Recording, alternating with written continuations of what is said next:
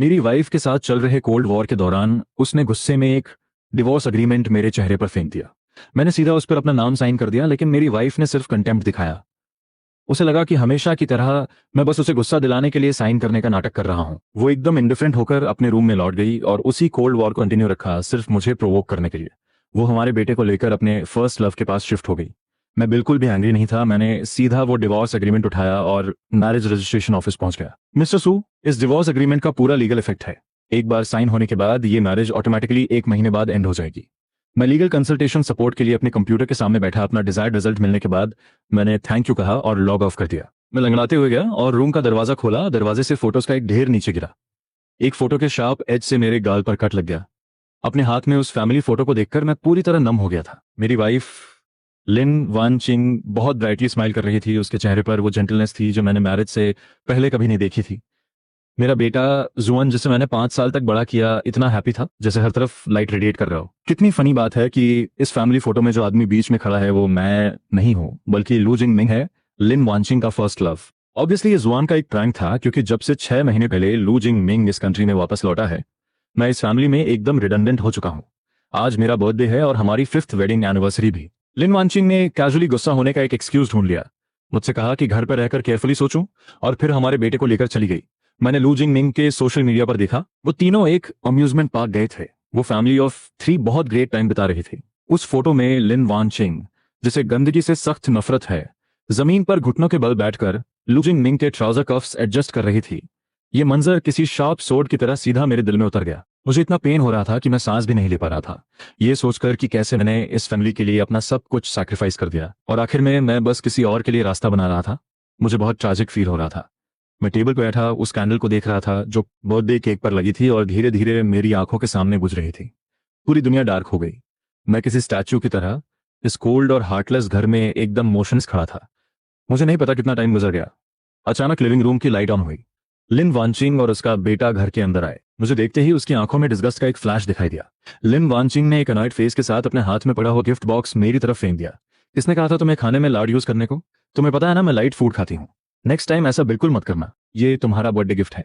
इतना कहने के बाद उसने अपना सिर ऊपर किया, मेरे थैंक्स का वेट करने लगी। मैंने उस गिफ्ट बॉक्स की तरफ देखा और अपने दिल में बड़ी बिटर हंसी हंसा। वो सो कॉल्ड गिफ्ट बस एक सस्ती सी एडवर्टाइजिंग वॉच थी। असली वैल्यूएबल गिफ्ट तो लू जिंग मिंग पहले ही अपने सोशल मीडिया पर शो ऑफ कर चुका था, एक लिमिटेड एडिशन पैटेक फिलिप। लिन वानचिंग ने देखा कि मेरा कोई रिएक्शन नहीं है। गुस्से से उसका रंग बदलने लगा। मैं फैमिली को सपोर्ट करने के लिए बाहर काम करके पैसे अर्न करती हूँ। अगर तुम हेल्प नहीं कर सकते तो फाइन, लेकिन तुम फिर भी मुझे अपना एटीट्यूड दिखाते हो। मुझे तुम जैसे यूजलेस आदमी से शादी ही नहीं करनी चाहिए थी शुरू से ही। आज रात तुम स्टोरेज रूम में सोओगे जब तक तुम्हें अपनी मिस्टेक्स रियलाइज नहीं हो जाती, वरना मुझसे फॉरगिवनेस की भीख मत मांगना। इतना कहकर वो गुस्से में अपने रूम में चली गई। जुअन हंसने लगा और उसने पूरा केक मेरे सिर पर पलट दिया। बड़ी स्मगली बोला, आज मैं अंकल लू के साथ अम्यूजमेंट पार्क गया था, बहुत फन किया। डैड तो बस मेरे एक सर्वेंट है, जल्दी से मॉम को डिवोर्स दो और गेट लॉस्ट। मैंने उस बेटे की तरफ देखा जिसकी 5 साल तक मैंने इतने केयरफुली केयर की थी। उसे एक छोटी सी खरोंच भी आती तो मैं पेन से मर जाता था, लेकिन आज वो मेरे लिए अपनी नफरत को जरा भी हाइड नहीं कर रहा था। मेरे अंदर एक शडर सी दौड़ गई। सच है, भेड़िए के बच्चों को कभी टेम नहीं किया जा सकता। जुअन पहले ऐसा बिल्कुल नहीं था। एक 5 साल का चाइल्ड उसे क्या समझ आता। जब से 6 महीने पहले लू जिंग मिंग इस कंट्री में वापस आया है, उसने सीक्रेटली जुआन को इंस्टिगेट किया है कि मुझे कैसे टॉर्मेंट करना है। लेकिन जिस बात ने सच में मेरे दिल को चिल कर दिया वो लिन वानचिंग का रिएक्शन था। उसे क्लियरली पता था कि मैंने इस फैमिली के लिए क्या कंट्रीब्यूट किया है, फिर भी उसने अपने बेटे को ये नॉनसेंस बकने दिया। जुआन ने देखा कि मेरा कोई रिएक्शन नहीं है तो मॉकिंग टोन में बोला, अंकल लू सही कहते हैं, डैड सच में यूजलेस है। इस बात पर भी एंग्री नहीं हुए, सच में इसी के डिजर्व करते हैं। इतना कहकर वो लड़का उछलता हुआ अपने रूम में चला गया। लिविंग रूम फिर से एकदम क्वाइट हो गया। मैंने शुरू से लेकर अंत तक एक वर्ड नहीं कहा। मुझे अब इस अनग्रेटफुल माँ बेटे से कोई होप रखने की जरूरत नहीं थी। मैं धीरे से खड़ा हुआ लंगड़ाते हुए सीढ़ियों के नीचे उस छोटे से स्टोरेज रूम की तरफ गया। इस पूरे घर में यही एक अकेली जगह थी जहां मैं फ्री फील कर सकता था, क्योंकि ये जगह बहुत डर्टी थी। वो माँ बेटे कभी यहाँ अंदर नहीं आते थे। मैं एकदम कोल्ड रहा। मैंने लिन वानचिंग के उस गिफ्ट को सीधा ट्रैश में फेंक दिया और ड्रॉर से एक डॉक्यूमेंट बाहर निकाला। लास्ट वीक लू जिंग मिंग को लेकर लिन वानचिंग और मेरी एक बहुत बड़ी फाइट हुई थी। लिन वानचिंग ने तुरंत वो डिवोर्स एग्रीमेंट मेरे सामने रख दिया। वो श्योर थी कि मैं उसे छोड़कर नहीं जा सकता, इसलिए वो हर मेथड से मुझे ह्यूमिलिएट करती रही। जुअन ने भी इस परफॉर्मेंस में पूरा कोऑपरेट किया। इस बार मैं फाइनली समझ गया था, जो पत्थर कभी गर्म नहीं हो सकता वो एकदम यूजलेस है। जिसे टेम न किया जा सके उसे पालना सिर्फ अनग्रेटफुलनेस है। मैंने पेन उठाया और एक ही बार में उस एग्रीमेंट पे अपना नाम साइन कर दिया। वाइफ, चाइल्ड और ये हाउस, मुझे अब इनमें से किसी भी चीज की जरूरत नहीं है। विंडो से रात की ठंडी हवा अंदर आ रही थी। स्टोरेज रूम थोड़ा कोल्ड था। मैं अपने कपड़े उतारे बिना ही वहीं लेट गया। सालों से मेरे ऊपर जो ऑब्सेशन का बोझ था वो हमेशा के लिए डिसअपियर हो गया। मेरी बॉडी एकदम लाइट फील कर रही थी। पहले कुछ पाने या खोने की वरी मुझे हमेशा जगाए रखती थी, लेकिन अब मुझे बहुत नींद आ रही थी। अनफॉर्चुनेटली जैसे ही मुझे नींद आने वाली थी, किसी का हाथ मेरी वेस्ट पर आया और जेंटली करेस करने लगा। मैंने अपनी आंखें खोली और लिन वांचिंग की आंखों में एक गहरी डिजायर देखी। मैं समझ गया उसे क्या चाहिए था। पहले हमेशा मैं ही इनिशिएटिव लेता था। लिन वांचिंग रिस्पॉन्स में हमेशा इंपेशेंट रहती थी, लेकिन आज लिन वांचिंग के इस फर्स्ट इनिशिएटिव का सामना करते हुए मेरा दिल एक्सट्रीमली काम था। मेरी बॉडी में कोई रिएक्शन ही नहीं हुआ। मेरे सामने खड़ी वो औरत बस एक बर्फ की सिल की तरह थी। लिन वांचिंग ने अनॉयड होकर फ्रॉन किया। क्या प्रॉब्लम है? मैंने उसका हाथ हटाया और फिर से अपनी आंखें बंद कर ली। लिन वांचिंग इतनी एंग्री हो गई कि अपमान के मारे कांपने लगी। वो फ्यूरियस थी। क्या तुम अभी भी दिन वाली बात को लेकर एंग्री हो? मैंने पहले ही एक्सप्लेन कर दिया है। लू जिंगमिंग अब पास्ट है, तुम क्यों पुरानी बातों को क्लिंग कर रहे हो और लेट गो नहीं करते? उसके इस सवाल का जवाब सिर्फ मेरी स्टडी सांसें थी। उस डार्क स्टोरेज रूम में लिन वांचिंग की एंग्री आंखें चौंक उठी। उसने अपने दांत पीसे, इतने शेमलेस मत बनो। नेक्स्ट टाइम मुझसे भीख मत मांगना। फिर जोर से दरवाजा स्लैम होने की आवाज आई। मैंने जरा भी अटेंशन नहीं दिया। पहले की तरह नहीं, जब लिन वांचिंग थोड़ी सी भी अनहैप्पी होती थी तो मैं डर जाता था और उसे प्लीज करने की कोशिश करता था। घुटनों पर बैठकर फॉरगिवनेस की भीख मांगता था। उस ऑब्सेशन को लेट गो करने के बाद अब मैं उसके इमोशन से कंट्रोल नहीं होता था। इस रात मैं एक गहरी डीप स्लीप में सो गया। 7 सालों में ये मेरी पहली पीसफुल स्लीप थी। अगली सुबह उठने के बाद मैंने उस माँ बेटे के लिए तुरंत ब्रेकफास्ट प्रिपेयर नहीं किया, बल्कि अपने लिए एक कप टी बनाई और अपने फ्री टाइम को एंजॉय करने लगा। एक कूल ब्रीज धीरे से चल रही थी। विंडो के बाहर टी फ्लावर्स खिले हुए थे। ये यकीनन एक ब्यूटीफुल सनी डे होने वाला था। मैंने अपना फोन खोलकर देखा, ये होप करते हुए कि अगले 29 दिन आराम से खुशी खुशी गुजर जाए। अब उस माँ बेटे की वजह से मैं और सैड नहीं होना चाहता था। अब और रोना नहीं चाहता था उनके लिए। लू जिंगमिंग के सोशल मीडिया पर एक नया अपडेट था। वांचिंग कुछ नहीं भूली। उसका रिस्पॉन्स जरूर आएगा। जब तक तुम्हें जरूरत है मैं हमेशा टाइम पर अपीयर हो सकता हूँ। इस गिफ्ट के लिए हेवन और अर्थ का शुक्रिया। उस अटैच फोटो में एक टॉल सिलुएट किचन में पॉरिज पका रही थी, जिसे डेलिबरेटली एक हार्ट लगाकर एडिट किया गया था। मुझे बस एक ग्लांस चाहिए था ये जानने के लिए कि वो पॉरिज पका रही औरत लिन वांचिंग थी। उसने पजामास पहने हुए थे और उसकी लेफ्ट रिस्ट पर वो लाल तिल साफ दिख रहा था। जब से हमारी शादी हुई थी, लिन वांचिंग को हमेशा सीवियर क्लीनलीनेस ऑब्सेशन रहा है। वो हमेशा किचन से दूर रहती थी। उसने कभी मेरे लिए एक मील तक कुक नहीं किया और अब वो अपने फर्स्ट लव के लिए पॉरिज कुक कर रही है। उसकी ये स्किलफुलनेस सच में एस्टॉनिशिंग है। टाइम बड़े पीसफुली बीत गया। मेरा दिल बहुत काम था। मेरी आंखों ने बस एक बार उस पोस्ट पर ग्लांस किया और फिर स्क्रीन लॉक कर दी। चाहे लिन वांचिंग लास्ट नाइट के रिजेक्शन का डेलिबरेटली बदला ले रही हो या अपने फर्स्ट लव की केयर करने के लिए ईगर हो, अब मुझे कोई फर्क नहीं पड़ता था। मेरा ब्रेकफास्ट कहाँ है? पीछे से एक डिससैटिस्फाइड आवाज आई। जुआन बेडरूम से बाहर आया और ये देखकर कि टेबल पर रोज की तरह कोई एक्सक्विजिट ब्रेकफास्ट नहीं है, उसका छोटा सा चेहरा गुस्से से भर गया। वो मुझ पर शाउट करने लगा, मैं हंग्री हूं, जाकर जल्दी से कुछ बनाओ। मैं पीछे पलटा और खामोशी से उस लड़के की आंखों में देखा। मैं क्लियरली सेंस कर पा रहा था कि इस 5 साल के बच्चे में अपनी माँ जैसा ही एरोगेंट एटीट्यूड था। वो हमेशा मुझे एक हाउस सर्वेंट की तरह ट्रीट करते थे। मैंने रेफ्रिजरेटर की तरफ इशारा किया और कोल्डली कहा, जाकर खुद ले लो। जॉन एकदम स्टन रह गया। उसने मुझे कभी इतना कोल्ड नहीं देखा था। वो बस वहां खड़ा रहा। उसे समझ नहीं आ रहा था कि क्या करे, लेकिन फिर जल्दी ही अपनी पोजीशन के बारे में सोचकर एंग्रीली बोला, डैड मेरे सर्वेंट हैं, मेरे लिए फूड नहीं बना रहे। मैं मॉम को कहकर डैड को पनिश करवाऊंगा। मैंने कामली जुआन की तरफ देखा। एक भेड़िए के बच्चे को अल्टीमेटली टेम नहीं किया जा सकता। मैं जितना झुकता था वो उतना ही एक्सेसिव होता जा रहा था। फॉर्चुनेटली अब मुझे उससे कोई होप नहीं थी। अगर तुम्हें खाना है तो जाकर अपने अंकल लू को ढूंढो। मेरा अच्छा मूड पूरी तरह रुइन हो गया था। मैं उसकी स्क्रीनिंग पर रिएक्ट करने के लिए भी बहुत लेजी फील कर रहा था। मैं सीधा स्टडी में गया अपनी चीजें पैक करने। मुझसे रिलेटेड हर एक चीज को मुझे फेंकना था ताकि इस घर में जगह बन सके लू जिंगमिंग के लिए। इन बीते सालों में लिन वांचिंग ने मुझे बहुत कम गिफ्ट्स दिए थे, लेकिन भले ही वो वर्थलेस छोटे आइटम्स क्यों ना हो, मैंने उन्हें हमेशा प्रेशियस चीजों की तरह ट्रेजर करके रखा। अनफॉर्चुनेटली अब ये सब चीजें मुझे सिर्फ डिस्गस्ट फील कराती थी। मैंने गिफ्ट से भरा एक बैग उठाया, विला के बाहर निकला और सीधा लिन वांचिंग से टकरा गया, जो पूरी रात घर नहीं लौटी थी। लिन वांचिंग एकदम स्टन्ड रह गई। उसकी आंखों में एम्बैरेसमेंट और इन्फीरियोरिटी का एक फ्लैश दिखा। वो जैसे कुछ वर्ड्स एक्सप्लेन करना चाहती थी। मैंने उसे इग्नोर किया और सीधा ट्रैश कैन की तरफ चल दिया। लिन वांचिंग ने फ्राउन किया, एकदम डिससैटिस्फाइड होकर बोली, लास्ट नाइट जिंगमिंग का डिप्रेशन रिलैप्स हो गया था। मैं बस उसे कंफर्ट करने गई थी। इसे ओवरथिंक मत करना। मैंने ये सच एडमिट किया है, मुझे किसी बात के लिए अशेम्ड होने की जरूरत नहीं है, इसलिए तुम ओवरथिंक नहीं करोगे, राइट? मुझे लिन वांचिंग की फेक जस्टिफिकेशंस नहीं सुननी थी। मैंने वो चीजें पूरी ताकत से ट्रैश कैन में फेंक दी। बहुत ज्यादा फोर्स लगाने की वजह से एक डॉल उछलकर बाहर गिर गई। लिन वांचिंग ने उस डॉल को पहचान लिया। उसका एक्सप्रेशन एकदम अगली हो गया। अनबिलीवेबल। तुम्हारा मतलब क्या है? मुझे नहीं पता क्यों, लेकिन मेरी साइलेंस ने उसे एक इनएक्सप्लिकेबल एंग्जाइटी दे दी थी। मेरा एक्सप्रेशन अनचेंज रहा। मैंने स्माइल किया और कहा, ये चीजें मोल्डी हो गई हैं, इन्हें विला में रखने से बैक्टीरिया फैलेगा, हेल्थ के लिए अच्छा नहीं है, इसलिए बस इन्हें फेंक रहा हूं। लिन वांचिंग थोड़ी सस्पिशियस दिखी, लेकिन उसने ज्यादा कुछ नहीं सोचा। उसने नोट किया और घर के अंदर चली गई। मैं दरवाजे के बाहर तब तक वेट करता रहा जब तक गार्बेज ट्रक आकर उन गिफ्ट्स को ले नहीं गया, ये इंश्योर करने के लिए कि अब उन्हें वापस लाने की कोई होप नहीं बची। उसके बाद ही मैं पीछे मुड़ा। लिन वांचिंग के दिए हुए वो गिफ्ट्स, यहां तक कि ये इंसान खुद भी अब मोल्डी हो चुकी थी, और मोल्डी चीजों को हमेशा जितना दूर हो सके फेंक देना चाहिए। मैं वापस विला में लौटा। लिन वांचिंग ने अपने बैग से पॉरेज का एक बॉक्स निकाला और कैजुअली उसे टेबल पर फेंक दिया। बोली, कल मेरा रिएक्शन थोड़ा स्ट्रांग था, लेकिन तुम्हें भी जिंग मिंग के लिए चीजें डिफिकल्ट नहीं बनानी चाहिए। ये पॉरेज है, मैंने पर्सनली तुम्हारे लिए कुक किया है। इसे पीने के बाद जाओ और जिंग मिंग से अपोलोजाइज करो। लिन वांचिंग की 10 उंगलियों ने कभी ठंडा पानी तक नहीं छुआ था। उसे लग रहा था कि ठंडे पॉरेज के इस बोल को देखकर मैं पक्का टीयर्स से भर जाऊंगा। मैंने अपने मन में अपना मजाक उड़ाया।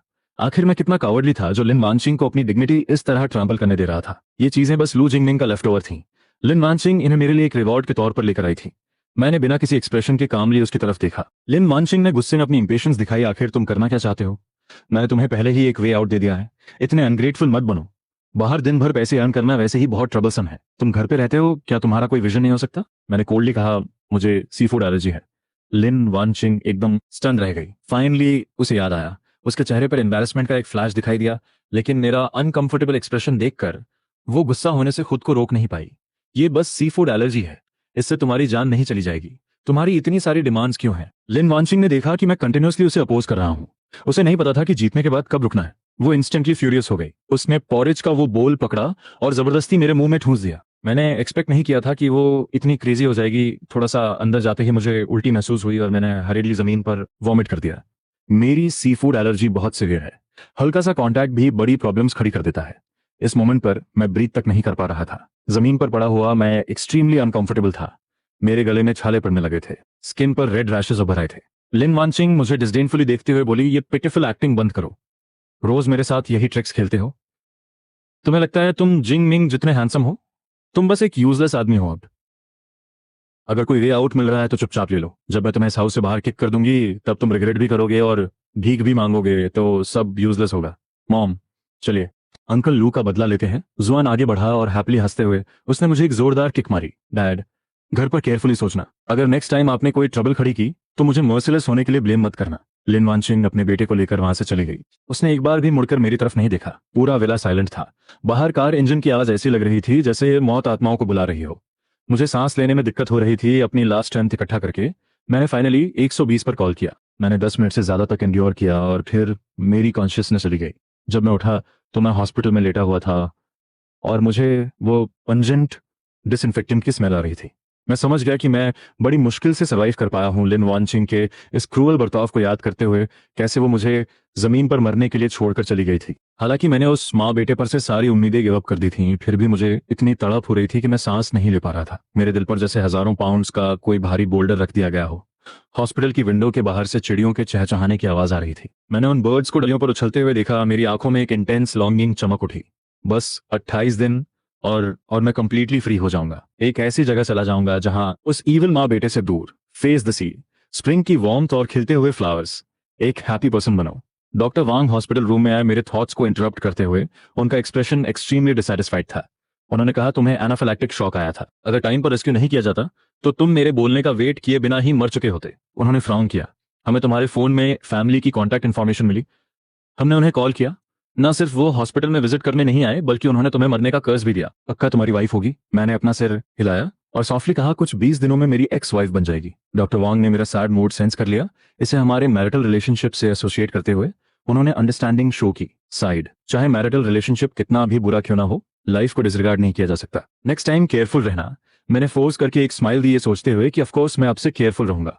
अब कभी लिन वांचिंग को मुझे हर्ट करने अलाउ नहीं करूंगा। 7 साल से एक कुत्ता बनकर रहा हूं, अब से मुझे इंसान बनना है। मैं 3 दिन हॉस्पिटल में रहा। लिन वांचिंग ने मुझे एक बार भी कॉल नहीं किया। डॉक्टर वांग से रहा नहीं गया। हेल्पलेसली बोले, अगर कूलिंग ऑफ पीरियड के बाद डिवोर्स ले भी रहे हो तो भी आकर साइन कर देना, फाइन होगा। मैंने कोई आंसर नहीं दिया, बस विंडो के बाहर खामोशी से देखता रहा, कुछ नहीं कहा। बहुत बार डिसअपॉइंटेड हो चुका हूं। मेरा दिल बहुत पहले ही रॉट हो चुका है। अब सैड होने की कोई एनर्जी नहीं बची है। डॉक्टर वैंग ने सिर हिलाया, खुद से कहा, यह भी राइट है। एक औरत जो अपने हस्बैंड को हॉस्पिटल में होने पर मरने का कर्ज दे, वो आए या ना आए कोई डिफरेंस नहीं पड़ता। इतना कहकर डॉक्टर चले गए। मैं सैड नहीं था, बल्कि पीस पाकर हैप्पी था। मुझे उस हार्टलेस माँ बेटे को सर्व नहीं करना पड़ा और उस डिस्गस्टिंग फैमिली ऑफ 3 को देखने की भी जरूरत नहीं पड़ी। एक्चुअली ये सीन काफी गुड था। जब डॉक्टर ने अनाउंस किया कि मैं डिस्चार्ज हो सकता हूं तो मैं रिलक्टेंट था। अगर मैं कुछ 20 दिन और रुक पाता, तब डिस्चार्ज होता तो मैं इस सिटी को छोड़कर जा सकता था। अनफॉर्चुनेटली हॉस्पिटल के रेगुलेशंस थे, मुझे कंप्लाई करना ही पड़ा।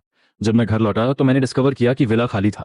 जमीन पर गिरा दूध मोल्ड हो चुका था, हवा में स्टेंच भरी हुई थी, जो ब्लड स्टेन्स छूट गए थे वो काले पड़ चुके थे, जो हॉरिफाइंगली ईरी लग रहे थे। मुझे अचानक रियलाइज हुआ कि लिन वांचिंग अपने बेटे को लेकर अपने फर्स्ट लव के साथ चली गई है।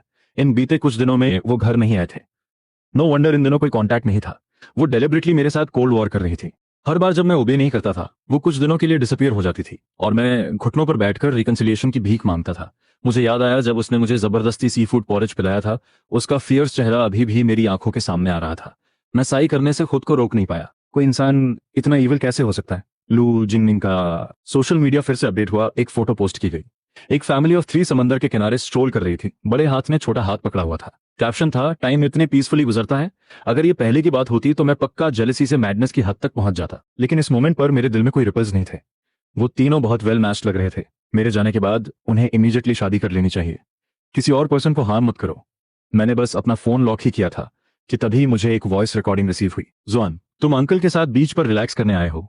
अगर तुम्हारे डैड को पता चला तो क्या वो एंग्री होंगे? ये लू जिंगमिंग की वॉइस थी जिसमें एक बोस्टफुल स्माइल सुनाई दे रही थी। डैड एक अगली सर्वेंट है। उन्हें मुझे कंट्रोल करने की कोई क्वालिफिकेशन नहीं है। किंडरगार्टन में मेरे क्लासमेट्स उनके डैड्स कितने टॉल और हैंडसम है। मेरे डैड तो बस एक मुझे अशेम्ड फील होता है। जुआन की टोन पूरी तरह हेट्रेड से भरी थी। उसने एंग्रीली कहा। लू जिंगमिंग ने फिर पूछा, तो तुम्हें अंकल पसंद है या डैड? जुआन ने एंथुजियास्टिकली जवाब दिया, डेफिनेटली अंकल लू पसंद है। मैं होप करता हूँ डैड जल्दी डिवोर्स दे दें और इस घर से गेट आउट हो जाए। फिर अंकल लू मॉम के साथ रह सकते हैं। एक्चुअली मॉम को अंकल सच में बहुत पसंद है। मुझे भी अंकल पसंद है। क्या अंकल लू मेरे नए डैड बन सकते हैं? लू जिंगमिंग ने ट्रबल्ड होने का नाटक किया। ऐसा नहीं हो सकता। अगर तुम्हारे डैड ने सुन लिया तो वो सैड होकर मर ही जाएंगे। जुआन कोल्डली हंसा। डेथ अच्छी होगी। बेस्ट होता अगर लास्ट ईयर मुझे सेव करते हुए जब उनकी लेग टूटी थी, काश वो कुचले जाते और मर जाते। हालांकि मैं अपने बेटे से पहले ही डिसअपॉइंटेड था, लेकिन उस लड़के के विशियस वर्ड सुनकर मैं पूरी तरह ट्रम्बल करने से खुद को रोक नहीं पाया। क्लियरली एक इनोसेंट चाइल्ड की वॉइस थी। वो इतनी कोल्ड और क्रूअल कैसे हो सकती है? लू जिंगमिंग ने एक और वॉइस रिकॉर्डिंग सेंड की। वांशिंग और तुम्हारा बेटा दोनों मेरे साथ हैं। अब तुम्हारे पास रुकने का क्या फेज बचा है? जल्दी गेट लॉस्ट हो जाओ। मेरा दिल बहुत पहले ही टूट चुका था, इसलिए मैं लू जिंगमिंग के इस प्रोवोकेशन को लेकर कंप्लीटली इंडिफरेंट था। ऐसा नहीं था कि वो एक्सपेक्ट कर रहा था कि मैं फ्रैंटिकली स्क्रीम करूंगा, पेन में मरने की चाहत रखूंगा। मैं बस नम फील कर रहा था। मैंने वो गिफ्ट्स ऑर्गेनाइज किए जो मैं जुआन को देने का प्लान कर रहा था और सीधा ट्रैश में फेंक दिए। वो वाइफ जिसने मुझे लगभग मार ही डाला था, उसे मेरी लाइफ या डेथ की कोई परवाह नहीं थी। अपने फर्स्ट लव के साथ सानिया चली गई रिलैक्स करने। वो बेटा जिसकी मैंने 5 साल तक केयर की, एक नए डैड के एक्सचेंज में उसने मुझे मरने का कर्ज दिया। मैंने अपनी ब्रोकन लेफ्ट लेग की तरफ ग्लांस किया, खुद का मजाक उड़ाया। शायद एक बूटलिकर के लिए ये हेवन का ग्रेटेस्ट रिवेंज है। मैंने डेट देखी। एस्केप में 20 दिन और बाकी हैं। इन 20 दिनों में मुझे खुद को अच्छे से लव करना है। शादी के बाद से मैं हर दिन उस माँ बेटे के इर्द गिर्द घूमता रहा। मेरी लाइफ कंप्लीटली मेरी नहीं थी, बल्कि एक हाउस डॉग की तरह थी, या कुत्ते से भी बदतर। तो आने वाले दिनों में लिन वांचिंग ने कोल्ड वॉर कंटिन्यू रखा, मुझे सिर झुकाने पर फोर्स करते हुए। मैंने सिटी के ज्यादातर सीनिक स्पॉट्स विजिट किए। 100 MILE विलो रिवर पर बोट्स चलाई। योंगलेज एंसेस्ट्रल हॉल विजिट किया और सनराइज देखने के लिए क्लाउड पीक भी चढ़ा। विलो रिवर पे दौड़ती बोट पे खड़े होकर उस नेचुरल सीनरी को फील करते हुए मैंने अचानक फील किया, इससे पहले मैं लाइफ जी ही नहीं रहा था, बल्कि एक स्लेव की तरह ट्रीट किया जा रहा था। सिर्फ टाइम ही नहीं, मेरी लाइफ और डेथ भी कंट्रोल में नहीं थी। क्लाउड पीक पर मैंने यंग फ्रेंड्स के एक ग्रुप के साथ सनराइज देखा, अपनी खुद की स्मॉलनेस को फील करते हुए। वो सो कॉल्ड लव और फैमिली अफेक्शन दुनिया के सबसे बड़े लाइज थे। मुझे लगता है लोगों को खुद से प्यार करना चाहिए। मैं क्लाउड पीक से लौटा। मैंने डेलिबरेटली एक रेस्टोरेंट चूज किया जो सबसे एक्सपेंसिव लेक के किनारे था। शादी के इन सालों में लिन वांचिंग मुझे डिस्पाइज करती थी क्योंकि मैं एक अपना फेस शो नहीं कर सकता था। लिन वांचिंग ने मुझे कभी बाहर नहीं ले गई जब हमने स्ट्रगल करके वापस उठने की कोशिश की थी। मैंने काफी मनी एक्यूमुलेट कर ली थी। मेरे पास कंपनी के 5% शेयर्स भी थे। मैंने बेस्ट व्यू वाली विंडो सीट चूज की लेक, सीनरी को एंजॉय किया और डिलिशियस फूड टेस्ट किया। ये रियल लाइफ थी। अनफॉर्चुनेटली ये वंडरफुल फीलिंग तब टूट गई जब मैंने लिन वांचिंग को वॉक इन करते देखा। वो 3 लोग अपीयर हुए। उन्होंने इमीडिएटली ज्यादातर कस्टमर्स की अटेंशन अट्रैक्ट कर ली। वो कपल बहुत वेल मैच लग रहा था। बीच में एक क्यूट हैंडसम चाइल्ड था। शायद वो लोग अक्सर हाई एंड रेस्टोरेंट्स में आते थे। वो काफी लोगों को जानते थे। सून वो एक टेबल पर साथ बैठ गए। तो ये सीईओ लिन है, आपके हस्बैंड बहुत हैंडसम है। यूजुअली आप इन्हें बाहर नहीं लाती, डरती हैं कि कहीं दूसरे लोग एनवियस ना हो जाए, फ्रेंड्स ने जोक किया।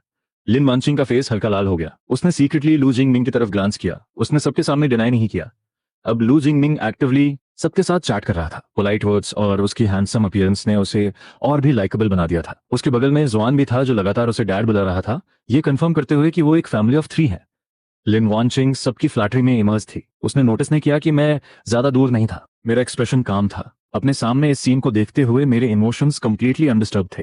मैंने वाइन ग्लास को धीरे से स्वेल करते हुए पड़ा हुआ था। वो सानिया से लौट आए थे, ऐसा लग रहा था कि उनका टाइम बहुत गुड बीता है। ओरिजिनली मैं स्टैंड अप होकर जाना चाहता था, लेकिन वो डेलिब्रेट लगता जैसे मैं कोई थर्ड पार्टी हूँ, इसलिए मैंने बाहर की सीनरी एंजॉय की। लू जिंगमिंग ने बाकियों से डील करने के बाद सडनली मुझे देखा। उसकी आंखें चमक उठी, वो झुका और लिन वानचिंग के कान में विस्पर किया, तुमने इन दिनों बहुत हार्ड वर्क किया है, तुम्हारे बिना मैं सच में नहीं जानता कि मैं क्या करता। लिन वानचिंग ने जल्दी से कहा, जिंगमिंग मैं ऐसा नहीं कहती, क्या हम इतने फॉर्मल नहीं हो सकते? लू जिंगमिंग डेलिबरेटली और करीब आ गया। उसके गाल लगभग दूसरे के गालों को टच कर रहे थे, एक्सट्रीमली इंटीमेट एक्ट करते हुए। लिन वानचिंग की हार्ट बीट फास्ट हो गई। उसने अपना सिर नीचे कर लिया, वाइन ग्लास को देखते हुए। पास में चीयर्स इरप्ट हुए। फ्रेंड्स के ग्रुप ने इनकरेज किया, उन दोनों को अफेक्शनेट होते देखने के चाहत में हंसते हुए कहा किस। जुआन ने अपने छोटे हाथ क्लैप किए, मॉम अंकल को किस करो। लिन वानचिंग ने एंग्रीली लू जिंगमिंग की तरफ देखा, जैसे उसे ब्लेम कर रही हो। वो कुछ बोलना चाहती थी लेकिन हेजिटेट कर रही थी। उन तीनों के अपीयर होते ही उन्होंने इमीडिएटली ज्यादातर कस्टमर्स की अटेंशन अट्रैक्ट कर ली थी। वो कपल बहुत वेल मैच्ड लग रहा था। बीच में एक क्यूट चाइल्ड था। वो अक्सर हाई एंड रेस्टोरेंट्स में आते थे। वो काफी लोगों को जानते थे। सून वो एक टेबल पर साथ बैठ गए। तो ये सीईओ लिन है, आपके हस्बैंड बहुत हैंडसम है, यूजुअली आप इन्हें बाहर नहीं लाती, डरती हैं कि कहीं दूसरे लोग एनवियस ना हो जाएं। फ्रेंड्स ने जोक किया। लिन वानचिंग का फेस हल्का लाल हो गया। उसने सीक्रेटली लू जिंगमिंग की तरफ ग्लांस किया। मैंने डिनाई नहीं किया। लू जिंगमिंग एक्टिवली सबके साथ चैट कर रहा था। पोलाइट वर्ड्स और उसकी हैंडसम अपीयरेंस ने उसे और भी लाइकेबल बना दिया था। उसके बगल में जुआन भी था, जो लगातार उसे डैड बुला रहा था, ये कंफर्म करते हुए कि वो एक फैमिली ऑफ 3 है। लिन वानचिंग सबकी फ्लैटरी में इमर्स थी। उसने नोटिस नहीं किया कि मैं ज्यादा दूर नहीं था। मेरा एक्सप्रेशन काम था। अपने सामने इस सीन को देखते हुए मेरे इमोशंस कंप्लीटली अनडिस्टर्ब थे। मैंने वाइन ग्लास को धीरे से स्वेल करते हुए पकड़ा हुआ था। वो सानिया से लौट आए थे, ऐसा लग रहा था कि उनका टाइम बहुत गुड बीता है। ओरिजिनली मैं स्टैंड अप होकर जाना चाहता था, लेकिन वो डेलिब्रेट लगता जैसे मैं कोई थर्ड पार्टी हूँ, इसलिए मैंने बाहर की सीनरी एंजॉय की। लू जिंगमिंग ने बाकियों से डील करने के बाद सडनली मुझे देखा। उसकी आंखें चमक उठी, वो झुका और लिन वानचिंग के कान में विस्पर किया, तुमने इन दिनों बहुत हार्ड वर्क किया है, तुम्हारे बिना मैं सच में नहीं जानता कि मैं क्या करता। लिन वानचिंग ने जल्दी से कहा, जिंगमिंग मैं ऐसा नहीं कहती, क्या हम इतने फॉर्मल नहीं हो सकते? लू जिंगमिंग डेलिबरेटली और करीब आ गया। उसके गाल लगभग दूसरे के गालों को टच कर रहे थे, एक्सट्रीमली इंटीमेट एक्ट करते हुए। लिन वानचिंग की हार्ट बीट फास्ट हो गई। उसने अपना सिर नीचे कर लिया, वाइन ग्लास को देखते हुए। पास में चीयर्स इरप्ट हुए। फ्रेंड्स के ग्रुप ने एनकरेज किया, उन दोनों को अफेक्शनेट होते देखने की चाहत में हंसते हुए कहा किस किस। जुआन ने अपने छोटे हाथ क्लैप किए, मॉम किस करो। अंकल लू जिंगमिंग को लिन वानचिंग ने एंग्रीली देखा, जैसे उसे ब्लेम कर रहे हो। उसका बोलना चाहकर भी हेजिटेट करने वाला एक्सप्रेशन लू जिंगमिंग के हार्ट को फ्लटर कर गया। और उस पर मैं, जो ज्यादा दूर नहीं था, उसे देख रहा था, वो एक्सट्रीमली एक्साइटेड फील कर रहा था। उसने डायरेक्टली लिन वानचिंग के लिप्स सील कर दिए, पैशनेटली किस किया। लिन वानचिंग ने अपनी आंखें वाइड ओपन कर ली। इनिशियली उसने थोड़ा रेजिस्ट किया, उसे पुश अवे करना चाहा, लेकिन जैसे ही लू जिंगमिंग की हॉट ब्रेथ फैली, वो ग्रेजुअली इंटॉक्सिकेटेड हो गई। पूरा रेस्टोरेंट चीयर से भर गया इस अफेक्शनेट कपल को अपलॉड करते हुए। सिर्फ मैं ही वहां बैठा था, आसपास की दुनिया से कंप्लीटली आउट ऑफ हार्मनी। मैं कोल्डली उन्हें परफॉर्म करते हुए देखता रहा। मेरे दिल में कोई रिपल्स नहीं थे। लिन वानचिंग की आंखें हेजी हो गई थीं। उसने टाइटली लू जिंगमिंग का फेस हग कर लिया। उसका चेहरा हैप्पीनेस से ओवरफ्लो कर रहा था। मैंने उसे कभी इतने जेंटल और अफेक्शनेट एटीट्यूड के साथ नहीं देखा था। ऐसा लगता है लिन वानचिंग हमेशा कोल्ड नहीं होती थी, बल्कि ये टारगेट पर डिपेंड करता था। मेरे सामने वो हमेशा एक एरोगेंट क्वीन थी। लू जिंगमिंग के सामने वो पानी की तरह जेंटल थी। जो 2 लोग इतने अफेक्शनेट हैं, उनकी पक्का जल्द ही कोई गुड न्यूज होगी। मैंने खुद से डिवोर्स छुपाने के बारे में सोचा। ये सच में मीनिंगलेस लगा। मैं खड़ा हुआ और बाहर की तरफ चल दिया, ये सोचते हुए कि जब लिन वानचिंग आज रात घर आएगी तो वो पक्का डिवोर्स मेंशन करने का इनिशिएटिव लेगी। लिन वानचिंग ने ऊपर देखा और कोइंसिडेंटली मुझे जाते हुए देख लिया। उसके फेस पर पैनिक का एक फ्लैश दिखा। वो अनकॉन्शियसली खड़ी होना चाहती थी। उसने एक्सपेक्ट नहीं किया था कि रेस्टोरेंट में वो एक्सीडेंटली मुझसे मिलेगी। उसने फ्राउन किया। लू जिंगमिंग ने सेंस किया कि लिन वानचिंग का एटीट्यूड मुझको लेकर काफी कंसर्न था। उसे डिससैटिस्फैक्शन फील हुआ, तो उसने साई किया। इनोसेंट होने का नाटक करते हुए बोला, सॉरी तुम बहुत चार्मिंग हो, मैं खुद को रोक नहीं पाया। अभी अभी कोई था जो सू की तरह दिख रहा था, उसने पक्का मिसअंडरस्टैंड कर लिया होगा, मुझे जाकर उससे अपोलोजाइज करने दो। लिन वानचिंग का एक्सप्रेशन अगली हो गया। वो घर पर रहकर सोचेगा नहीं, दिन भर सिर्फ जेलसी जानता है, मुझे कोई फर्क नहीं पड़ता वो क्या सोचना चाहता है। इतना कहकर वो वापस बैठ गई, लेकिन मेरा सैड फिगर उसके दिमाग में घूम रहा था। वो इमीडिएटली कंफ्यूज हो गई। लू जिंगमिंग ने उसके बगल में क्या कहा वो क्लियरली सुन नहीं पाई। लिन वानचिंग का एक्सप्रेशन बदल गया। उसने फाइनली मुझे एक मैसेज सेंड किया। लू जिंगमिंग को ओरिजिनली लगा था कि वो पक्का जीत गया है। बाद के रिसेप्शन के दौरान क्लियरली फील हो रहा था कि लिन वानचिंग का माइंड वहां नहीं था। वो ओकेजनली अपना फोन देखती, मेरे रिप्लाई का वेट करती। गैदरिंग जल्दी एंड हो गई। लिन वानचिंग अपने अनहैप्पी बेटे को लेकर लू जिंगमिंग के मूवी इनविटेशन को अग्री किए बिना हरिडली घर चली गई। मैं बस घर लौटा ही था। सोफा पर बैठकर पानी पी रहा था। लिन वांचिंग इमीडिएटली दरवाजे से अंदर आई। 4 आंखें मिली। लिन वांचिंग ने एक डीप ब्रेथ ली। मेरे ट्रबल क्रिएट करने के लिए प्रिपेयर्ड थी, लेकिन एक लंबे स्टेलमेट के बाद उसने मेरे क्वेश्चंस का वेट नहीं किया। उसने डिस्कवर किया कि मेरी कामनेस कुछ स्ट्रेंज थी। लिन वांचिंग का एक्सप्रेशन अगली हो गया। वो हरीडली वहां से निकली थी। उसने ओरिजिनली लू जिंगमिंग को रिजेक्ट किया था क्योंकि उसके दिल में कुछ गिल्ट बाकी था, लेकिन अब मैंने एक मरे हुए इंसान का फेस दिखाया। उसे देखकर वो अनॉयड फील करने लगी। उसने फ्रॉम किया, अपने बैग से एक गिफ्ट बॉक्स निकाला, उसे सोफा पर फेंका और बोली, अगर तुम्हारी वजह से ना होता तो जिंगमिंग का डिप्रेशन रिलैप्स नहीं होता, और मैं भी उसके साथ रिलैक्स करने ही जाती। ना सिर्फ तुम अपोलोजाइज नहीं करते, बल्कि तुम रेस्टोरेंट तक हमारे पीछे आते हो। क्या ये डिस्गस्टिंग नहीं है? मैंने गिफ्ट की तरफ नहीं देखा। मेरी आंखें लिन वांचिंग के फेस पर थीं, ये वंडर करते हुए कि वो डिवोर्स कब मेंशन करेगी ताकि मैं जल्दी से पैकअप करके जा सकूं। अनफॉर्चुनेटली लिन वांचिंग शायद रेस्टोरेंट वाले इंसिडेंट को भूल गई थी। उसने एक सरप्राइज अटैक लॉन्च किया और सारा ब्लेम मुझ पर पुश कर दिया। मैंने अंदर ही अंदर साई किया। ऐसा लगा था कि मैरिज को जल्दी एंड करना इम्पॉसिबल था। अभी भी 20 दिन वेट करना था। लिन वांचिंग का एक्सप्रेशन स्लाइटली बदल गया। पहले उसे सिर्फ एंग्री होने की जरूरत होती थी। मैं पैनिक हो जाता था और अनकंडीशनली हार मान लेता था, भले ही वो ब्लैक को व्हाइट कर दे। मैं सिर्फ अपनी फॉल्ट एडमिट करता था। मैं इस मोमेंट पर क्लियरली उसकी आंखों के सामने था, लेकिन बहुत डिस्टेंट लग रहा था। वो कुछ पजल्ड फील कर रही थी। लिन वांचिंग को मेरा उसके कंट्रोल से एस्केप करने वाला फीलिंग बिल्कुल पसंद नहीं आया। वो बोली, मैंने कई बार कहा है कि जिंगमिंग के साथ ये बस फ्रेंडशिप है। तुम क्यों बातों को क्लीन करके रखते हो और लेट गो नहीं करते? ऐसे थॉट्स रखने से बेटर क्या सेल्फ इंप्रूवमेंट नहीं होगा? मैंने स्माइल किया और नॉड किया। मैंने कहा, तुम राइट हो, मुझे सच में खुद को इंप्रूव करना चाहिए। लिन वांचिंग एकदम स्टन्ड रह गई। उसे लगा कि मैं पक्का जेलस हूं, लेकिन कन्वीनियंटली रेस्टोरेंट वाला इंसिडेंट मेंशन नहीं कर पा रहा। वो सिंपली बहुत एंग्री हो गई। उसने टेबल पर रखी हर चीज ओवरटर्न कर दी। मैं बस साइलेंटली देखता रहा। मैंने उसे स्टॉप नहीं किया। लिन वांचिंग ने अपने दांत पीसे। क्या तुम अपना एटीट्यूड दिखाना स्टॉप कर सकते हो? हर बार जब मैं घर आती हूँ मैं बहुत टायर्ड होती हूँ, फिर भी मुझे तुम्हारा एटीट्यूड देखना पड़ता है। खुद के लिए सोचो, मेरे बिना क्या तुम एक वेल्थी लाइफ जी सकते थे? अगर हमारे बेटे का फेस नहीं देखना होता तो मैंने तुम्हें बहुत पहले ही किक आउट कर दिया होता। तुम जैसा डिसेबल्ड इंसान सड़क पर स्टाव होकर मर जाता। मैंने लिन वांचिंग के पर्सनल अटैक्स सुने, डिफ्यूट नहीं किया। हेल्पलेसली कहा, यह सच में फाइन है ना? लिन वांचिंग साइलेंट हो गई। उसे लगा कि मैं ट्रबल क्रिएट कर रहा हूं और उसका हर्डली घर आकर एक्सप्लेन करना मुझे बहुत ग्रेट फेस दे रहा था। तुम इतने हॉट टेम्पर्ड क्यों हो? रिमेंबर, तुम्हें जिंगमिंग को एक अपॉलॉजी वो करनी है। अगर तुम अपॉलोजाइज नहीं करते तो पूरी लाइफ स्टोरेज रूम में ही रहो। तुम्हें पता भी है तुम अब कैसे दिखते हो? एक सुअर रैट की तरह। लिन वांचिंग एंग्रीली अपस्टेयर्स चली गई।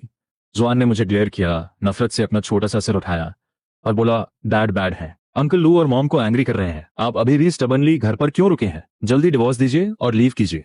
मैं चाहता हूं कि अंकल लू मेरे डैड बने। मैंने अपने बेटे की आंखों में देखा और स्माइल किया। डोंट वरी, अंकल लू जल्दी ही तुम्हारे डैड बन जाएंगे। इतना कहकर मैं स्टोरेज रूम में चला गया, डिपार्चर तक का टाइम काउंट करते हुए। जुआन दरवाजा नॉक करने आया, मुझे इस अनग्रेटफुल इंसान को मिल गर्म करने का ऑर्डर देते हुए। मैंने अपनी आंखें बंद कर ली और सिर्फ एक सेंटेंस कहा, जाओ अपने अंकल लू को ढूंढो। जुआन बहुत एंग्री था। कर्स करते हुए दरवाजे पर पंच मारने लगा। मैं बहुत पहले ही इम्यून हो चुका था। बस इस घर को जल्दी लीव करना चाहता, बिना किसी फैमिली अफेक्शन के, बिना किसी वार्मथ के। मैंने छोटी सी विंडो से बाहर नाइट स्काई को देखा। मेरा माइंड पहले ही बहुत दूर फ्लाई कर चुका था। मैं अपने होम टाउन को मिस करने लगा था, शायद अपनी इग्नोरेंस को पनिश करने के लिए। लिन वांचिंग अगले कुछ दिनों के लिए अपने बेटे के साथ डिसअपियर हो गई। मुझे गेस करने की जरूरत नहीं थी कि वो लू जिंगमिंग को ढूंढने गए हैं। वो इस मेथड को यूज करके मुझे मरने तक सफर करवाना चाहती थी। जाने से पहले उसने वार्न किया था कि अगर मैं जाकर जिंगमिंग के सामने घुटनों पर बैठकर अपोलोजाइज नहीं करूंगा तो मैंने लगभग दरवाजे पर डबल हैप्पीनेस कह ही दिया था। उनका वापस ना आना बेस्ट होता, लेकिन मैंने इंड्योर किया। डिवोर्स कूलिंग ऑफ पीरियड खत्म होने वाला था। मैं कोई कॉम्पिटिशंस क्रिएट नहीं करना चाहता था। मैंने खाली टाइम में पूरे घर को स्पॉटलेसली क्लीन किया। यार्ड में लेटकर सनबेदिंग की, एकदम लेजरली और केयरफ्री। आधी रात को मुझे एक प्रोवोकेटिव वीडियो रिसीव हुआ, मेरे घर में लू जिंगमिंग की सेंट के साथ। वो तीनों फैमिली पजाम्स पहने हुए पिलो फाइट खेल रहे थे। 2 अडल्ट जुआन के छोटे से सिर को हग कर रहे थे, ब्राइट हैप्पी स्माइल्स के साथ। लू जिंगमिंग कंटिन्यूअसली ये वीडियोस मुझे स्टिमुलेट करने के लिए यूज कर रहा था, ये होप करते हुए कि मैं जल्दी गेट लॉस्ट हो जाऊं।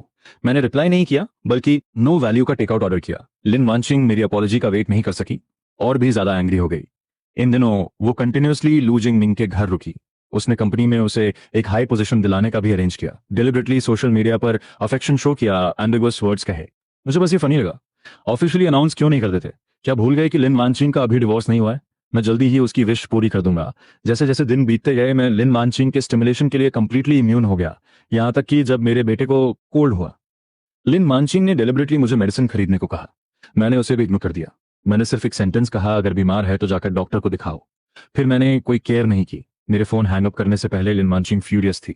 उसने कई अनप्लेजेंट वर्ड्स कर्स किए। किसी ऐसे इंसान की वजह से इंटरनली कंज्यूम होने से अच्छा है जो केयर नहीं करता कि मैं खुद को अच्छे से ट्रीट करूं। डिवोर्स कूलिंग ऑफ पीरियड खत्म होने में बस 3 दिन और। मैं एक्सट्रीमली इसे लुक फॉरवर्ड कर रहा था। इन दिनों माँ बेटे लिन वानशिंग घर पे नहीं थे। मैं बहुत कंफर्टेबली रहा। ये कई सालों में सबसे कंफर्टेबल टाइम था और मैंने प्लान किया था कि मैं अपने शेयर सेल कर दूंगा ताकि होम टाउन जाकर जीने के लिए पैसों की वरी न रहे। लिन वानशिंग हमेशा मेरी एबिलिटीज को लुक डाउन करती थी, कहती थी मैं यूजलेस हूं, लेकिन वो कंप्लीटली सोचती नहीं थी। इनिशियली जब लिन फैमिली की कंपनी बैंकरप्ट हुई थी, किसने स्ट्रॉन्ग लिकर के ग्लास के बाद ग्लास पीकर नेगोशिएट किया था, वो मेरे साइन किए हुए कॉन्ट्रैक्ट्स भी भूल गई। मैं हमेशा हर साल डिविडेंड्स के थ्रू कंपनी के 5% शेयर्स ओन करता था। मेरी एक कंसिडरेबल इनकम थी। मैंने प्लान किया था कि शेयर्स सेल कर दूंगा। करेंटली सूटेबल बायर्स ढूंढ रहा था ताकि जब मैं लीव करूं तो मैं कंप्लीटली उनके साथ टाइज कट कर सकूं। आज रात मैंने डेलिबरेटली एक अच्छी वाइन की बॉटल ऑर्डर की थी। बाहर फुटस्टेप्स सुनाई दिए। मुझे लगा टेकआउट आ गया तो मैं दरवाजा खोलने के लिए खड़ा हुआ, लेकिन दरवाजा खोलते ही मैं लिन वानचिंग से मिला। माँ और बेटे शायद आने वाले डिवोर्स की वजह से वो मुझे देखने में थोड़े प्लीजिंग लग रहे थे, लेकिन फिर भी कोल्ड थे। लिन वानचिंग 10 से ज्यादा दिनों से बाहर थी, मेरे सिर झुकाने का वेट कर रही थी। लेकिन मैं अब पहले जैसा नहीं था जो रोता और बेगिंग करता प्लीज मत जाओ, बल्कि मेरा कंप्लीटली चेंज्ड एटीट्यूड था, अनयूजुअली कोल्ड। लिन वानचिंग हालांकि स्टूपिड थी, फिर भी समझ गई कि मैं चेंज हो गया हूं। मुझे नहीं पता क्यों उसके दिल में एक इनएक्सप्लिकेबल फियर पैदा हो गया। मैं नफरत की हद तक ओबीडियंट था। उसने डिवोर्स भी कई बार मेंशन किया था, लेकिन मेरी कोल्डनेस लोगों को अनईजी कर देती थी। ऐसा नहीं था कि लिन मानसिंग मेरी बहुत केयर करती थी, बस मुझे पिटिफुल फील करती थी। लिन मानसिंग बहुत अच्छे से जानती थी कि मैं उसे कितना लव करता हूँ। मैं उसे एब्सोल्युटली छोड़ नहीं सकता था, इसलिए इस बार उसने बोल्डनेस के साथ मुझे हर्ट करने की हिम्मत की। इस बार वो जल्दी वापस आ गई, मुझे एक वे आउट देने की प्लानिंग के साथ, ये होप करते हुए कि मैं और ट्रबल क्रिएट नहीं करूंगा। उसने सोचा कि अपने बेटे को घर लाकर मैं टीयर्स से भर जाऊंगा, रिपेंटेंस में रहूंगा। लेकिन उसने क्या देखा? मेरे फेस पर कोई डिसअपॉइंटमेंट हाइड नहीं थी। क्या मैं उनके घर आने का वेट नहीं कर रहा था? लिन वानशिंग का एक्सप्रेशन ग्लूमी हो गया। वो एंग्रली हंसी। ऐसा लग रहा है तुम हमारे रिटर्न को लेकर अनवेलकम हो। घर पर किसी और औरत को रखे हो? मुझे नहीं पता। क्या तुम रखे हो? मैं मुड़ा और स्टोरेज रूम में चला गया। क्लियरली लिन वानशिंग का अफेयर चल रहा था, फिर भी मुझे उसी काइंड का ट्रीट कर रही थी। मुझे लगा एक और वर्ड बोलना टाइम वेस्ट करना है, लेकिन लीव करने में अभी भी 3 दिन बाकी है। मैं उसके साथ और इंटैंगल्ड नहीं होना चाहता था। लिन वानशिंग ने मेरी बैग की तरफ देखा, उसका एक्सप्रेशन बदल गया। कंट्रोल लूज करने की फीलिंग स्ट्रॉन्गर हो गई। शादी के बाद से उसके माइंड में कभी ऐसा पैनिक सर्ज नहीं हुआ था, स्पेशली मुझे लिम्प करते हुए चलते देखकर। उसके माइंड में लिन फैमिली के बैंकरप्ट होने के बाद का पास्ट आ गया। सब छोड़कर चले गए थे, यहां तक कि बिलोवेड लू जिंग मिंग भी उसे अबैंडन करके चला गया था। सिर्फ मैं उसके साइड में रुका था। मुझे अब लिन वानशिंग के थॉट्स की कोई केयर नहीं थी। मैं शाम तक स्टोरेज रूम में ही रुका। इस बार मुझे लगा माँ बेटे लू जिंग मिंग को ढूंढने जाने से रेजिस्ट नहीं कर पाई, इसलिए मैं बाहर निकला, लेकिन देखा कि टेबल पर पहले ही चावल कुक्ड थे। लिन वानशिंग किचन में बिजी थी। बोली बस एक और सूप डिश और ये रेडी हो जाएगा। मैं अपनी जगह पर स्टन खड़ा रह गया, कॉम्प्लेक्स एक्सप्रेशन के साथ। ये वो सीन था जिसका मैंने सालों से ड्रीम देखा था। हमेशा एक वार्म फैमिली चाहता था। अनफॉर्चुनेटली अब बहुत देर हो चुकी थी। मैं बैठ गया और अपने सामने रखे फूड को देखने लगा। मैंने चॉपस्टिक्स नहीं उठाई। लिन वानशिंग ने अपना एटीट्यूड चेंज कर लिया था। उसने कैरिंगली पूछा क्या रॉन्ग है। मैंने कोल्डली कहा मुझे सी फूड से एलर्जी है। पूरी टेबल उस सी फूड फीस्ट से भरी है जो लू जिंग मिंग को पसंद है। लिन वानशिंग को उसकी सारी प्रेफरेंस याद थी, लेकिन उसने हमेशा मेरी इग्नोर की। लिन वानशिंग का एक्सप्रेशन अगली हो गया। वो एंग्री होना चाहती थी, लेकिन उसने खुद को होल्ड बैक कर लिया क्योंकि मैंने आर्ग्यू करना और ट्रबल बना स्टॉप कर दिया था। लिन वानशिंग को हमेशा लगता था कि वो मुझे समझ नहीं सकती, जैसे हाथों से सैंड फ्लो कर रही हो। मुझे लगा शायद इस टाइम के दौरान वो मुझ पर हाश थी या उन पास्ट डिफिकल्ट मोमेंट्स ने उसमें कंपैशन स्टर कर दिया था। मुझे फील हुआ कि लिन वानशिंग ने चीजों को डिफिकल्ट बनाना कंटिन्यू नहीं किया, यहां तक कि मुझ पर खाना पलटने से भी खुद को डायरेक्टली होल्ड बैक कर लिया। मैंने लिन वानशिंग के खुद को रिस्ट्रेन कर पाने पर इनवर्डली साई किया। मैं एडमायर करने से खुद को रोक नहीं पाया। कन्वर्सली मुझे ये थोड़ा अनकस्टम लगा। लिन वानशिंग रेयरली मुझे खाना निकालने में हेल्प करती थी। बोली इस टाइम ये रॉन्ग है। मैंने लगभग उसे रिकॉग्नाइज ही नहीं किया था। बगल में जुआन ने अपनी आंखें वाइड ओपन कर ली। उसे बिलीव नहीं हो रहा था कि मॉम एक सर्वेंट को इतने अच्छे से ट्रीट करेगी। लिन वानशिंग ने अपने बैग से 2 ओपेरा टिकट्स निकाले। वो मेरा फेवरेट शो था। बोली लास्ट टाइम तुम्हारे बर्थडे पर मैं तुम्हारे साथ नहीं गई थी। इस बार उसे मेकअप करने के लिए मैंने ओपेरा टिकट्स की तरफ देखा, उन्हें नहीं लिया। क्या ये बिलेटेड अफेक्शन था? मुझे ऐसा नहीं लगा। शायद मेरी एक्टिंग इतनी अच्छी नहीं थी कि लिन वानशिंग कुछ सेंस कर सके। एक स्लैप के बाद कैंडी, बस एक हैबिट। लिन वानशिंग बोलने ही वाली थी। बाहर फुटस्टेप सुनाई दिए। लू जिंगमिंग नेचुरली पहुंच गया, खिलौनों का एक बैग कैरी करते हुए। जुआन चेयर करते हुए डायरेक्टली लू जिंगमिंग की बैग पर जंप कर गया। वो पुकारा थैंक यू डैड। लिन वानशिंग का एक्सप्रेशन स्लाइटली बदल गया। उसने क्विकली कहा जुआन रैंडमली कुछ भी मत बुलाओ। जुआन ने अपना छोटा सा सिर उठाया। मैं चाहता हूं अंकल लू मेरे डैड बने। मुझे एक क्रिपल्ड बेबी सिटर पसंद नहीं। लिन वानशिंग इतनी एंग्री हुई कि उसका फेस अगली हो गया। उसने अपने बेटे को स्कोल्ड करने के लिए रूम में खींच लिया। लू जिंगमिंग ने मेरी तरफ ग्लांस किया। उसकी एक लुक ओपेरा टिकट्स पर। उसके दिल में हेट्रेड पैदा हो गई। वो सडनली सिनिस्टरली हंसा। तुम्हें लगता है तुम जीत गए हो? नेक्स्ट, ये तुम्हें शो करेगा कि वानशिंग सबसे ज्यादा किसकी केयर करती है। मैंने कामली लू जिंगमिंग की तरफ देखा। क्लियरली दूसरे की जेलसी सेंस कर पा रहा था। मैंने अपना सिर हिलाया। एक्चुअली तुम्हें कम्पीट करने की जरूरत नहीं है, मुझे अब कोई केयर नहीं है। लू जिंगमिंग कोल्डली हंसा, बोला, वेल सेड, केयर नहीं है, लेकिन फिर भी वानशिंग को क्लिंग कर रहे हो। मैं देख रहा हूं तुम वेल्थी लाइफ गिव अप नहीं करना चाहते। लास्ट टाइम मैंने डेलिबरेटली उसे सी फूड पॉरेज वापस लाने को कहा था, तूने खाने पर फोर्स किया। कैसा फील हुआ? मैं पूरी तरह ट्रेंबल कर गया। लू जिंगमिंग को स्टेयर करने लगा। मेरा दिल सौरों से भर गया। यहां तक कि लू जिंगमिंग को भी याद था कि मुझे सी फूड एलर्जी है। लिन वानचिंग को बिना अवेयरनेस के स्टूपिडली एक टूल की तरह यूज किया गया। अंत में लिन वानचिंग ने कितनी कम केयर की। इससे पहले कि मैं बोल पाता, लिन वानचिंग ने अपने बेटे को स्टर्नली बाहर निकाला। सूजी, मैंने जुआन को ऑलरेडी एजुकेट कर दिया है। यूजुअली बहुत ज्यादा स्पॉइल्ड है। मैं बाद में क्लोथ्स चेंज करने जाऊंगी। वेल, चलो ओपेरा देखने चलते हैं। लू जिंगमिंग ने क्विकली कहा, वानचिंग, मैं तुम्हें मूवी देखने इनवाइट करने आया था। लिन वानचिंग स्टन्ड रह गई। उसका एक्सप्रेशन ट्रबल्ड था। उसे वेगली फील हुआ कि मेरे साथ कुछ रॉन्ग है, इसलिए वो रिलेशनशिप मेंट करने का प्लान कर रही थी। अगर वो फिर से लू जिंगमिंग को फेवर करती तो शायद मैं लीव कर देता। हालांकि लिन वानचिंग को एब्सोल्यूट कॉन्फिडेंस था कि मैं उसे लीव नहीं कर सकता, लेकिन उसने ये ओवरथिंक किया, अपना सिर हिलाया और बोली, तो नेक्स्ट टाइम। आफ्टर ऑल, मैंने पहले सूजी से प्रॉमिस किया है। इतना कहकर वो क्लोथ्स चेंज करने अपस्टेयर्स चली गई। लू जिंगमिंग का एक्सप्रेशन एंग्रीली बदल गया। उसने अपनी फिस्ट क्लेंच कर ली। इससे पहले लिन वानचिंग उसकी हर बात ओबे करती थी और एवरीथिंग। इस बार उसने डिसएग्री कर दिया। उसने डेंजर फील किया, फियर्सली मुझे ग्लेयर किया। फाइनली, तुमने कौन सा मेथड यूज किया? मैंने एक स्काउंडल के साथ कंपीट करने की बॉदर नहीं की। एनर्जी वेस्ट करने की कोई नीड नहीं। लेकिन लू जिंगमिंग की आंखों में मेरी साइलेंस प्रोवोकेशन से बिलोंग करती थी। लू जिंगमिंग का एक्सप्रेशन क्रेजी हो गया। उसने टॉय बैग से एक बॉक्स निकाला, लेकिन अंदर क्लियरली सी फूड पॉरेज था। इससे पहले कि मैं रिएक्ट कर पाता, वो आगे रश किया।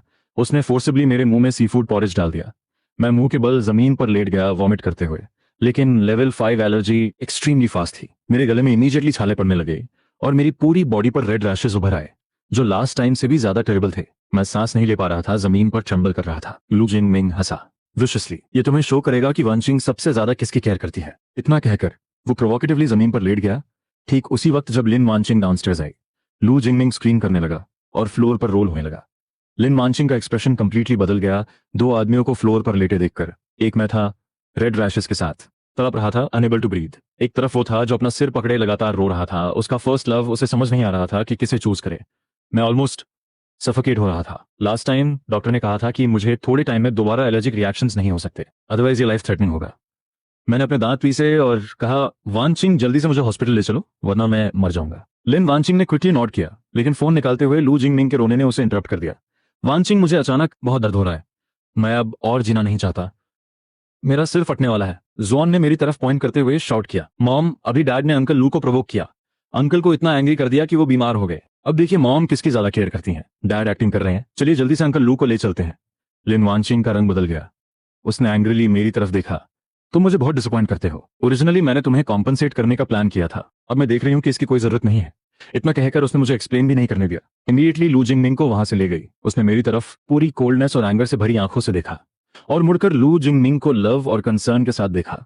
मैं जमीन पर लेटा हुआ ब्लैंकली सीलिंग को घूर रहा था। जब जुआन ने लू जिंगमिंग के लिए ब्लैक को व्हाइट कर दिया तो मेरे अंदर एंडलेस डिस्पेयर पैदा हो गई। मेरी दुनिया एंडलेस डार्कनेस में गिर गई। लिन वानचिंग ने एक बार फिर मुझे मरने के लिए घर पर छोड़ दिया था। मैं खुद का मजाक उड़ाने से खुद को रोक नहीं पाया।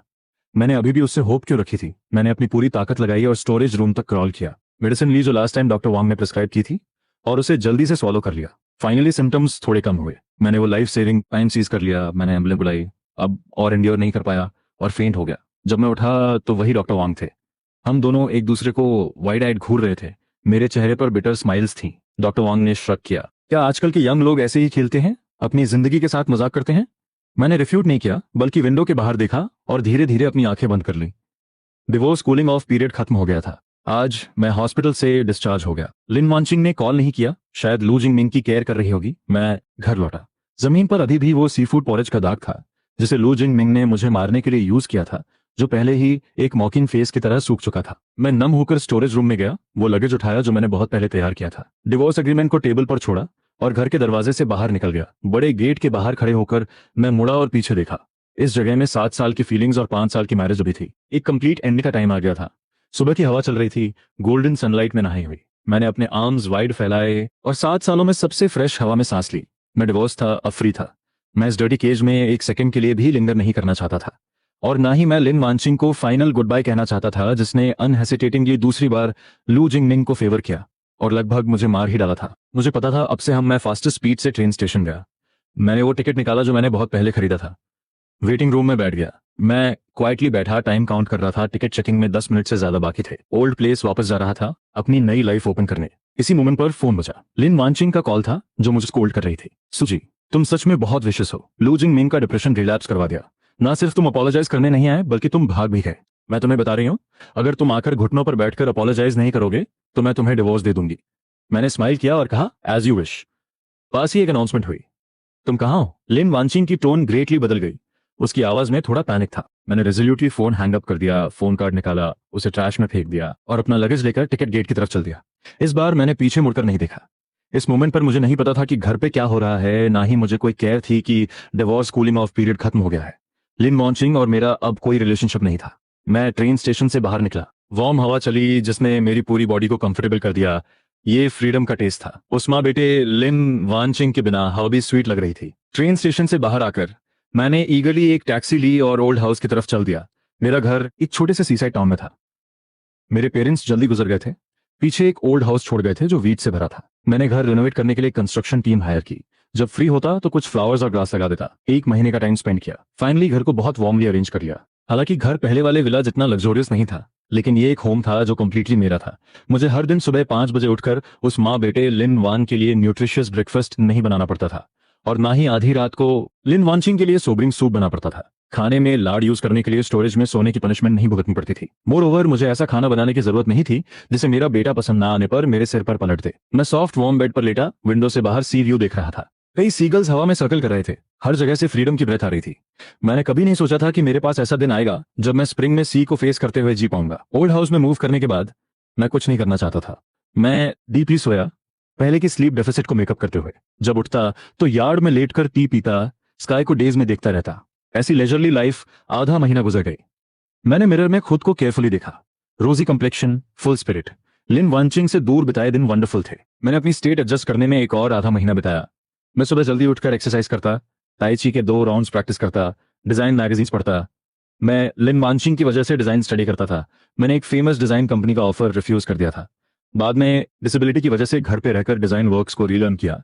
कुछ रेपुटेशन बन गई थी। जब मैंने डिवोर्स एग्रीमेंट साइन किया तभी मैंने एक वे आउट सोच लिया था। अपने होम टाउन लौटकर वो काम करूंगा जो मुझे पसंद है। इस महीने इनिशियली मुझे हर दिन नाइटमेयर्स आते थे। एलर्जिक शॉक आने के सपने, जमीन पर लेटकर मरने का वेट करना, वो सफिकेटिंग फीलिंग जैसे कोई हाथ मेरी गर्दन चोक कर रहा हो, डेस्परेट डार्कनेस में घिरा हुआ। बाद में ग्रेजुअली लाइफ के रिदम की आदत हो गई। माँ बेटे लिन वानचिंग कम से कम दिखाई देने लगे, यहाँ तक कि लास्ट नाइट तो मेरे माइंड में उनका इंप्रेशन एकदम फेंट हो गया। मैंने अपने वुंड्स हील करने और एक नॉर्मल लाइफ जीने के लिए 1 महीना लिया। प्रिजन केज से एस्केप करने और लाइफ रीगेन करने की इंस्पिरेशन के थैंक्स। मैंने द ग्रेट सी नाम का एक वर्क क्रिएट किया। पब्लिकेशन के बाद उसे इमीडिएटली ह्यूज फेम मिल गई। मैंने मीडिया के इंटरव्यूज रिफ्यूज कर दिए, बस क्वाइटली क्रिएट करना चाहता था।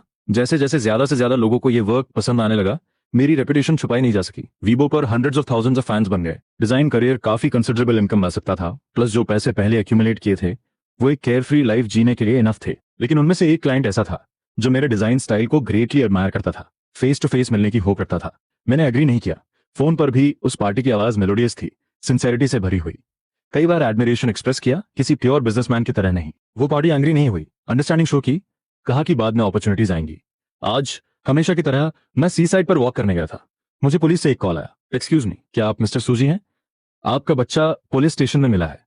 जब मैंने उस लड़की को देखा, मैं काफी देर तक स्टन रह गया, जब तक कि मैंने एक्सपेक्टेशन से भरी वो क्लियर आंखें नहीं देखी। फाइनली उस पार्टी की आइडेंटिटी याद आ गई। मैं बिटर स्माइल करने से खुद को रोक नहीं पाया। लो जिंगमिंग के कंट्री लौटने के बाद लिन वानचिंग का पूरा हार्ट उसी को डिवोटेड था। वो अक्सर अपने बेटे को उससे मिलाने ले जाती थी। जुआन के अंदर ट्रेनिंग के थ्रू मेरे लिए सीरियस रेजिस्टेंस डेवलप हो गया था। वो मेरी कोई अरेंजमेंट फॉलो नहीं करता था। एक बार स्ट्रीट पर ये फूल बेचने वाला लड़का मिला। एजुकेट होने के बाद उसने डायरेक्टली उसे रॉब कर लिया। एंग्रीली रोड के बीच में भाग गया। मैंने अपनी लाइफ रिस्क में डालकर अपने बेटे को प्रोटेक्ट किया। जुआन को सिर्फ हल्की सी खरोंच आई, लेकिन मैंने हॉस्पिटलाइजेशन के दौरान अपनी एक लेग की कीमत चुकाई।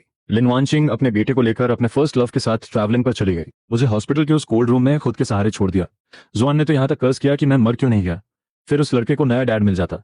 मुझे विजिट करने वाला अकेला यही लड़का था। कॉन्वर्सेशन के थ्रू मुझे लड़के के ट्रैजिक बैकग्राउंड का पता चला। माँ एक सिंगल मॉम थी। टर्मिनल कैंसर के ट्रीटमेंट में सारी सेविंग्स यूज हो गई थी। सर्वाइव करने के लिए वो सिर्फ हॉस्पिटल के आसपास फूल बेच सकती थी। लड़के का नाम अन था। अपनी पूरी लाइफ में उसने कभी अपने फादर को नहीं देखा था। जब उसने मुझे अपनी लाइफ रिस्क में डालकर एक बच्चे को सेव करते देखा तो वो बहुत मूव्ड हो गया। पूछा कि क्या दुनिया के सारे फादर्स अपने बच्चों को प्यार करते हैं। मैंने उस लड़के की माँ की प्लीडिंग आंखें देखी। मैंने नोट किया और अनन इनोसेंटली स्माइल करते हुए बोला, मॉम ने कहा डैड हेवन गए हैं, वो बहुत दूर की जगह है। ऐसा नहीं है कि वो मुझे प्यार नहीं करते, बस बहुत बिजी हैं। तब से वो लड़का अक्सर मुझे हॉस्पिटल में विजिट करने आता। ह्यूमन लाइफ के डेस्परेट सीन में उस लड़के की काइंडनेस से वार्म होकर धीरे धीरे फेमिलियर हो गया। हर बार जब मैं आन की स्ट्रांग लेकिन एक्सपेक्टेंट आंखें देखता, मेरा दिल एंडलेसली एक करता। घर पर जुआन से कंपेयर करूं तो ये लड़का हार्ट ब्रेकिंगली सेंसिबल था। डिस्चार्ज होने के बाद मैंने एन की लर्निंग में हेल्प करने का प्लान किया। बैड न्यूज ये थी कि लड़के की माँ रेंटल रूम में गुजर गई और एन का अता पता नहीं था। उस टाइम मैं लिन वॉन्चिंग के साथ आर्ग्यू करने में बिजी था।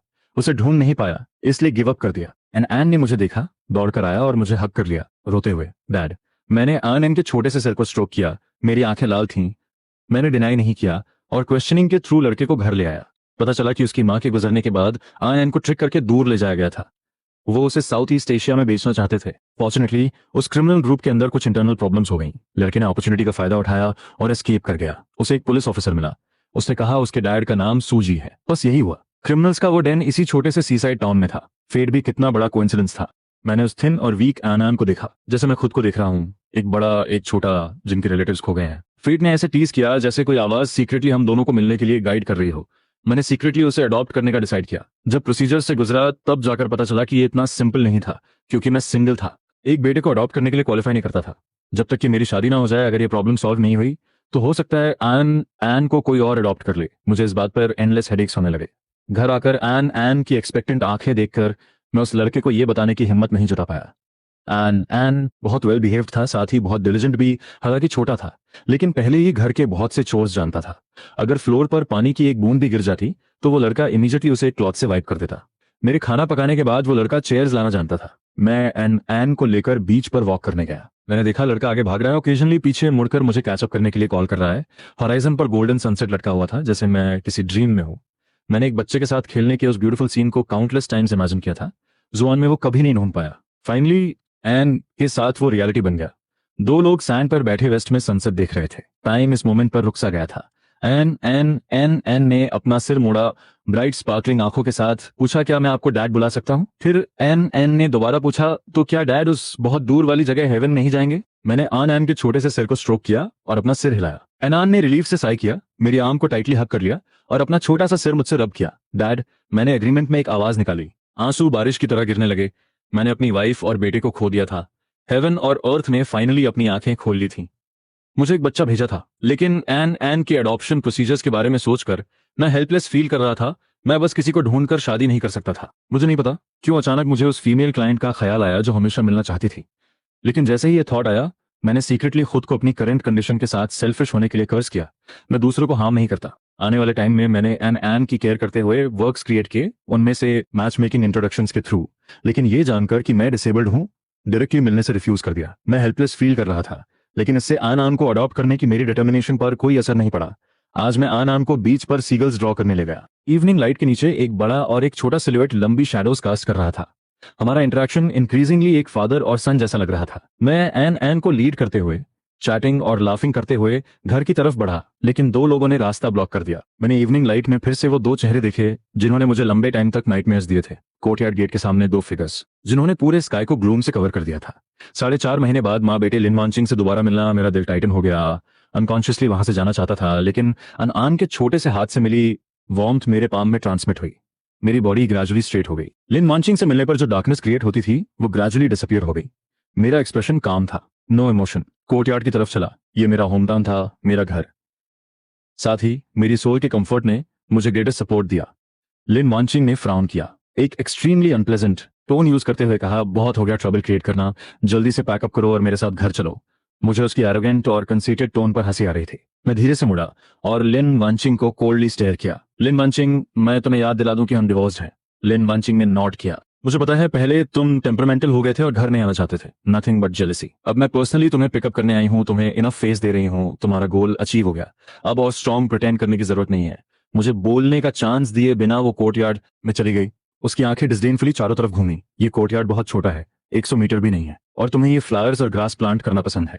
ये यूजलेस चीजें यहाँ बस गार्बेज की तरह पड़ी रहेंगी। जब हम वापस जाएंगे तो मैं तुम्हें 400 मीटर का विला खरीदने में हेल्प करूंगी, बी इन अ कोर्टयार्ड। अगर तुम्हें हाउस वर्क बहुत टायरिंग लगता है तो तुम जो चाहो वो कर सकते हो।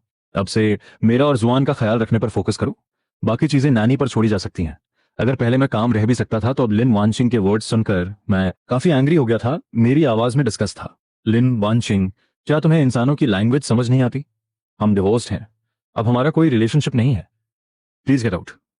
लिन वानचिंग का एक्सप्रेशन डिससैटिस्फैक्शन से ग्रेटली बदल गया। उसने मुझे समवॉट इम्पेशेंटली देखा, अभी भी एक एरोगेंट टोन यूज करके पर्सुएड करना कंटिन्यू रखना चाहती थी। उसके बगल में जुआन भी बोल पड़ा, अभी भी अपना यूजुअल एरोगेंस मेंटेन करते हुए, चाइल्डिश वॉइस मैलिस से भरी हुई। मॉम और मैं पर्सनली आपको पिकअप करने आए हैं। अगर आप प्रिटेंड करना कंटिन्यू रखेंगे तो वेल एंग्री हो जाइए। जब वो टाइम आएगा तो हमारे घर में दोबारा कदम रखने का ड्रीम भी मत देखिएगा। जुआन ने देखा कि मैंने इमीडिएटली रिस्पॉन्ड नहीं किया। उसने एक कोल्ड स्माइल रिवील की, कोर्टयार्ड में लगे सनफ्लावर्स को किक मारकर गिरा दिया, उन्हें कुचलकर पीसेस में कर दिया। वो एक लिटिल डीमन की तरह था जो अनअफ्रेड होकर सब कर रहा था। अनान ने कभी किसी पियर को इतना विशस नहीं देखा था। वो ट्रेम्बल करने से खुद को रोक नहीं पाया। मैंने जल्दी से अनान को कंफर्ट किया, उसे अपनी आर्म्स में होल्ड किया। मैंने कहा, डरो मत, डैड यहाँ है। अनान अपनी माँ के गुजरने के बाद ह्यूमन ट्रैफिकर्स द्वारा किडनैप कर लिया गया था।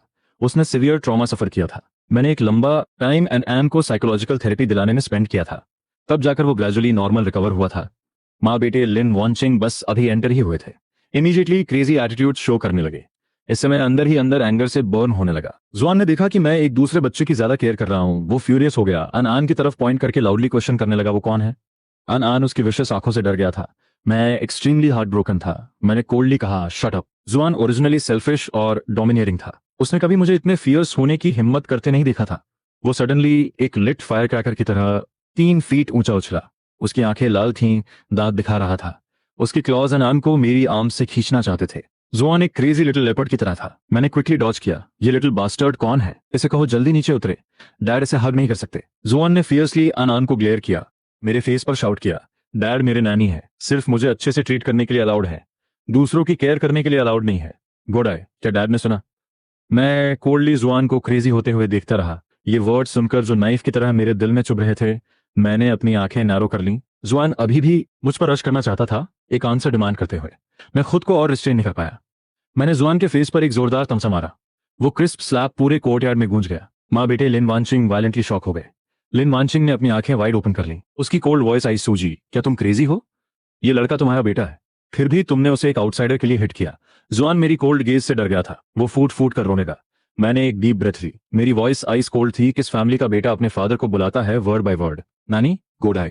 इससे पहले कि लिन वानचिंग रिफ्यूट कर पाती, मैंने कंटिन्यू किया, जब से हम डिवोर्स हुए हैं मैं अब लिन फैमिली का स्लेव नहीं हूं। मोरओवर कोई गार्बेज नहीं हूं कि तुम अपनी मर्जी से मुझे ट्रैम्पल कर सको। लिन वानचिंग, अपने बेटे को मैनेज करो। उसे हमेशा नॉनसेंस बातें मत करने दो। बाहर ये अनएजुकेटेड चाइल्ड दूसरों के हाथों सिर्फ पीट पीट कर मारा जाएगा।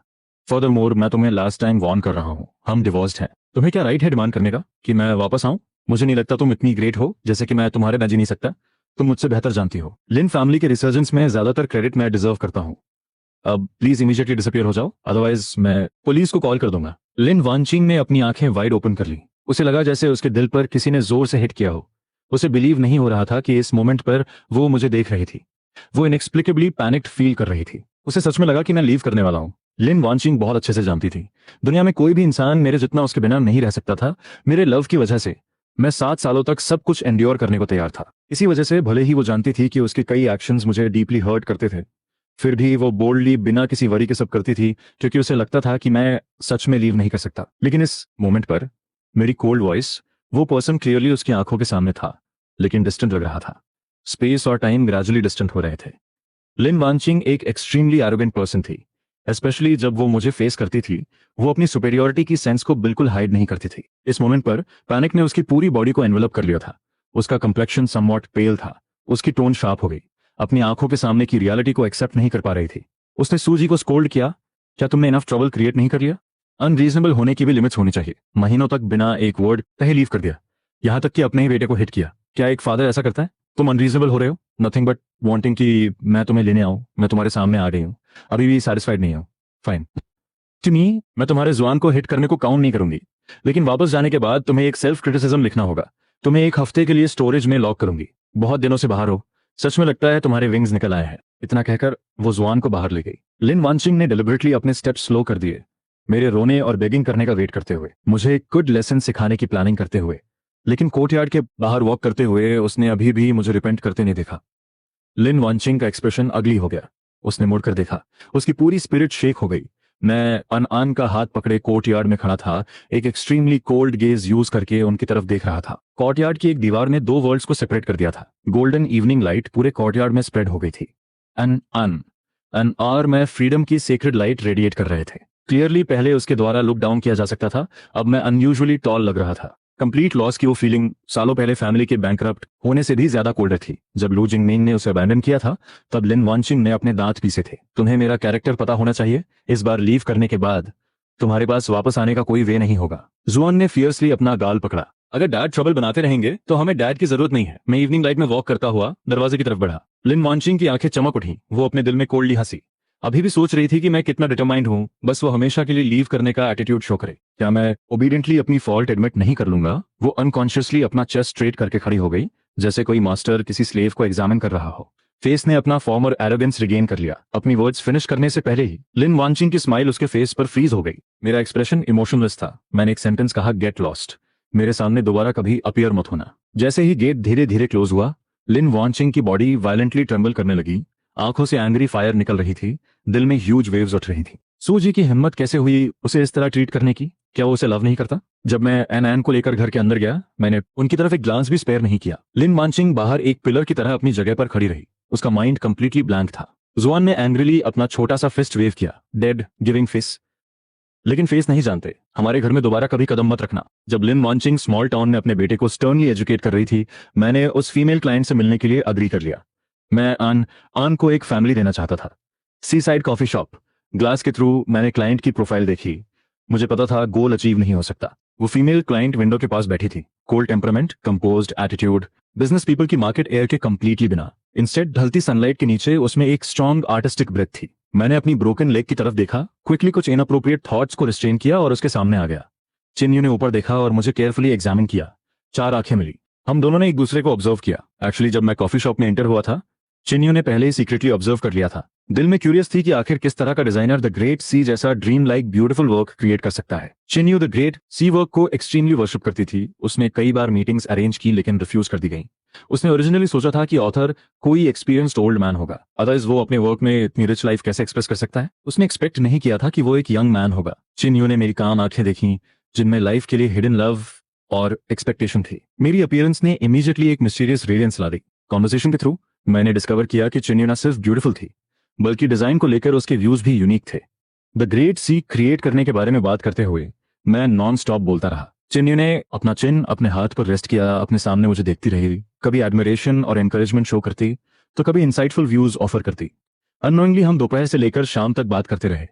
मैंने अपनी वॉच पर ग्लांस किया, क्विकली स्टैंड अप होकर बाय कहा और लीव करने लगा। चिन्यू को लगा मुझे कोई इंपॉर्टेंट बिजनेस है, इसलिए उसने एक्टिवली मुझे सी ऑफ करने का ऑफर दिया। जब कार किंडरगार्टन के सामने रुकी, चिन्यू ने उस छोटे लड़के को मेरी आर्म्स में रश करते हुए देखा। तब वो फाइनली समझी कि मैं इतनी हरी में क्यों था। टर्न्स आउट मुझे एक बच्चे को पिकअप करना था। चिन्यू को एक बार लगा था कि डिजाइनर्स ह्यूमन लाइफ के स्मोक और फायर के बिना आइसोलेशन में रहते होंगे, लेकिन किसे पता था द ग्रेट सी का फेमस ऑथर एक्चुअली एक डैडी था। इस मोमेंट पर उसके दिल में रिग्रेट का एक फ्लैश आया। पहले से ही एक फैमिली है, सच अ पिटी। लेकिन जैसे ही ये थॉट आया, चिन्यू की हार्ट बीट फास्ट हो गई। वो और मैं पहली बार मिले थे। वो रिग्रेटफुल फील क्यों कर रही थी? चिन्यू ने अपने दिल के पैनिक को सप्रेस किया। ग्रीटिंग के लिए कार से बाहर निकली। इंट्रोडक्शन के थ्रू अनआन ने क्यूरियसली चिन्यू को केयरफुली एग्जामिन किया। सडनली बोला, डैड, क्या ये वो नई मॉम है जो आपने मेरे लिए ढूंढी है? मेरा एक्सप्रेशन एम्बैरेस था। मैं किसी होल में क्रॉल करके छुप जाना चाहता था। कन्वर्सली चिन यू कंफर्टेबल थी। उसने फ्रेंडली ग्रीट करने के लिए बेंड डाउन किया। अनआन को कैरी करके कार में बिठाया। मैं स्टिफली पीछे फॉलो कर रहा था। आगे उन दो फिगर्स को देखकर अनरियलिस्टिक फैंटेसीज करने से खुद को रोक नहीं पाया, लेकिन अपनी कंडीशन के बारे में सोचकर एक डिवोर्स डिसेबल्ड मैन फंडामेंटली चिन्यू के अनवर्दी था। वापस स्मॉल कोर्टयार्ड में चिन्यू अनआन के साथ हैप्पीली खेल रही थी। मैं किचन में बिजी था। मैंने एक छोटे के उस हारमोनियस सीन को ग्लिम्स किया, स्माइल किया और अन चिन्यू के लीव करने को लेकर बहुत रिलक्टेंट लग रहा था। फाइनली फ्री होकर मैंने अन के ट्रैजिक बैकग्राउंड के बारे में बताया। चिन्यू मूव्ड हो गई। मेरे लिए उसका गुडविल और भी इंक्रीज हो गया। चिन्यू पूछने से खुद को रोक नहीं पाई, अगर आप शादी नहीं करते हैं तो आन को अडॉप्ट करने का कोई वे नहीं है। आपके नेक्स्ट प्लान्स क्या है? मैंने चिन्यू की तरफ देखा। मेरी ओरिजिनल इंटेंशन लगभग स्पिल आउट हो गई। चिन्यू ने भी कुछ सेंस कर लिया। उसका फेस स्लाइटली रेड हो गया। उसने क्विकली कहीं और देखने के लिए टर्न किया। मैंने सीक्रेटली खुद को रूड होने के लिए कर्ज किया। हम सिर्फ एक बार मिले थे, वो हेल्प क्यों करेगी? मोरओवर इसमें रेपुटेशन इन्वॉल्व है। कुछ वर्ड्स नहीं बोले गए, लेकिन दोनों साइड्स ने मीनिंग समझ लिया। सी साइड की रात की हवा चली, जिससे चिन्यू के बाल फ्लटर करने लगे, हवा के साथ किसी नाइट स्पिरिट की तरह मूव करने लगे। मैंने उसे रुकने के लिए पूछने की हिम्मत नहीं की। डर था कि चिन्यू मिसअंडरस्टैंड कर लेगी। मैं लीव करने के लिए स्टैंड अप हो गया। चिन्यू मुझे पैनिक में फ्ली करते हुए फिगर की तरह देखती रही। वो हंसने से खुद को रोक नहीं पाई। अगली सुबह चिन्यू और मैं एन को किंडरगार्टन ले गए। एन की आंखें हम दोनों के बीच घूमी। मैंने खासा लड़के को याद दिलाना चाहता था कि ज्यादा दूर ना जाए, लेकिन चिन्यू एंग्री नहीं थी। उसने अनान का सिर स्ट्रोक किया। उसका एक्सप्रेशन डोटिंग था। हम घर गए। एटमॉस्फेयर समवॉट ऑकवर्ड था। कॉफी शॉप वाली कल की कंपैटिबिलिटी नहीं थी। चिन्यू 2 दिन स्मॉल कोर्टयार्ड में रुकी, फिर डिपार्चर वाले दिन चली गई। हालांकि मैं अलग नहीं होना चाहता था, लेकिन जानता था कि हम एक वर्ल्ड से बिलोंग नहीं करते, इसलिए कोई होप नहीं रखी। उसे सी ऑफ करने के बाद अनान बहुत सैड था। पूछा क्या सिस्टर चिन मुझे दोबारा विजिट करने आएंगी? मुझे नहीं पता था कि क्या आंसर दूं, लेकिन अनान के छोटे से दिल को हर्ट नहीं करना चाहता था, इसलिए सिर्फ स्टबर्नली आंसर दे सका, हाँ शायद कल, शायद लाइफ में कभी दोबारा नहीं। लाइफ अपने क्वाइट रिदम से चलती रही। एडॉप्शन डेडलाइन में आधा महीना भी नहीं बचा था। मुझे जल्दी से शादी करने के लिए किसी को ढूंढना था, अदरवाइज अनान को ऑर्फनेज भेज दिया जाएगा। ये कुछ ऐसा था जिसे मैं एक्सेप्ट नहीं कर सकता था। मैंने डेटिंग कंटिन्यू रखी, लेकिन लोगों ने देखा कि मैं क्रिपल हूं और साथ ही इस ट्रबलसम बच्चे को भी लाया हूं। उन्हें लगा मिलना भी अननेसेसरी है। आज हमेशा की तरह मैं अनान को स्कूल ले गया। बस दरवाजा खोला ही था कि माँ बेटे लिन वानचिंग को देखा। माँ बेटे लिन वानचिंग दोबारा सी साइड टाउन आए थे। पिछली बार से 1 महीना हो गया था। एटीट्यूड क्रिएटली बदल गया था, लेकिन उन्हें ग्रीट करना अभी भी मेरी कोल्डनेस और डिस्गस्ट ही था। लिन वानचिंग ने अपना कोल्ड और प्राउड एक्सटीरियर मेंटेन रखा। उसकी आंखों की गहराई में जो एक्सपेक्टेशन थी, उसने उसके ऑरा को जेंटल बना दिया था। अब वो फियर्स नहीं थी। जुआन ने अपनी गर्दन सिकोड़ी। क्लियर वॉइस में एक बार पुकारा, डैड। मैं कोल्डली हंसा और दरवाजा बंद करने के लिए मुड़ा। लिन वानचिंग ने क्विकली अपना हाथ आगे बढ़ाया, केयरफुली प्लीड किया, सूजी क्या हम बात कर सकते हैं? मेरा कोई रिएक्शन ना देखकर उसने दोबारा कहा, बस एक मोमेंट के लिए। मुझे उनके लिए सीरियस रेजिस्टेंस डेवलप हो गया था। फंडामेंटली मिलना ही नहीं चाहता था। पिछले साल के टॉर्मेंट ने मुझे फाइनली खुद से प्यार करना समझा दिया था। भले ही लिन वानचिंग तब तक बात करे जब तक उसका मुंह न टूट जाए, मैं उस माँ बेटे के पास वापस नहीं जा सकता था। दूर रहकर ही मैंने एक्सपीरियंस किया था कि लाइफ क्या होती है। मैंने अपनी वॉच देखी, कोल्डली दरवाजा लॉक किया। 10 मिनट हैं, मुझे अभी भी किसी को पिकअप करना है। लिन वानचिंग ने अपनी आंखें कोर्टयार्ड में घुमाई, जेंटल टोन। पिछली बार मैंने बिना सोचे समझे बोला, मेरी फॉल्ट थी। एक्चुअली यहाँ का एनवायरनमेंट बहुत अच्छा है, तुम हमेशा ऐसे ही हो। लिविंग स्पेसेस को बहुत वार्मली अरेंज कर सकते हो। सूजी, तुम्हारे बिना फैमिली अपनी वार्मथ खो देती है, कोल्ड हो जाती है। अब घर पर मुझे बिल्कुल फैमिली वार्मथ फील नहीं होती। मैं कोल्डली और सार्केस्टिकली हंसा। सॉरी, मुझे वापस आकर तुम्हारा स्लेव बनने में कोई इंटरेस्ट नहीं है। नो। लिन वानचिंग ने फ्रैंटिकली अपना सिर हिलाया। आंखें लाल थीं, शायद डरी हुई थी कि कहीं मैं मिसअंडरस्टैंड ना कर लूं। अपनी प्राइड कंप्लीटली अबैंडन कर दी। मैंने तुम्हें कभी स्लेव कंसिडर नहीं किया। मुझे चेरिश करना नहीं आता था, इसलिए मैंने तुम्हें रिपीटेडली हर्ट किया। सूजी, तुम्हारे जाने के बाद मैंने डिस्कवर किया कि मैं तुम्हारे बिना नहीं रह सकती। ओह, मैंने लू जिंग से कंप्लीटली टाइज कट कर लिए हैं। हम दोबारा कभी नहीं मिलेंगे।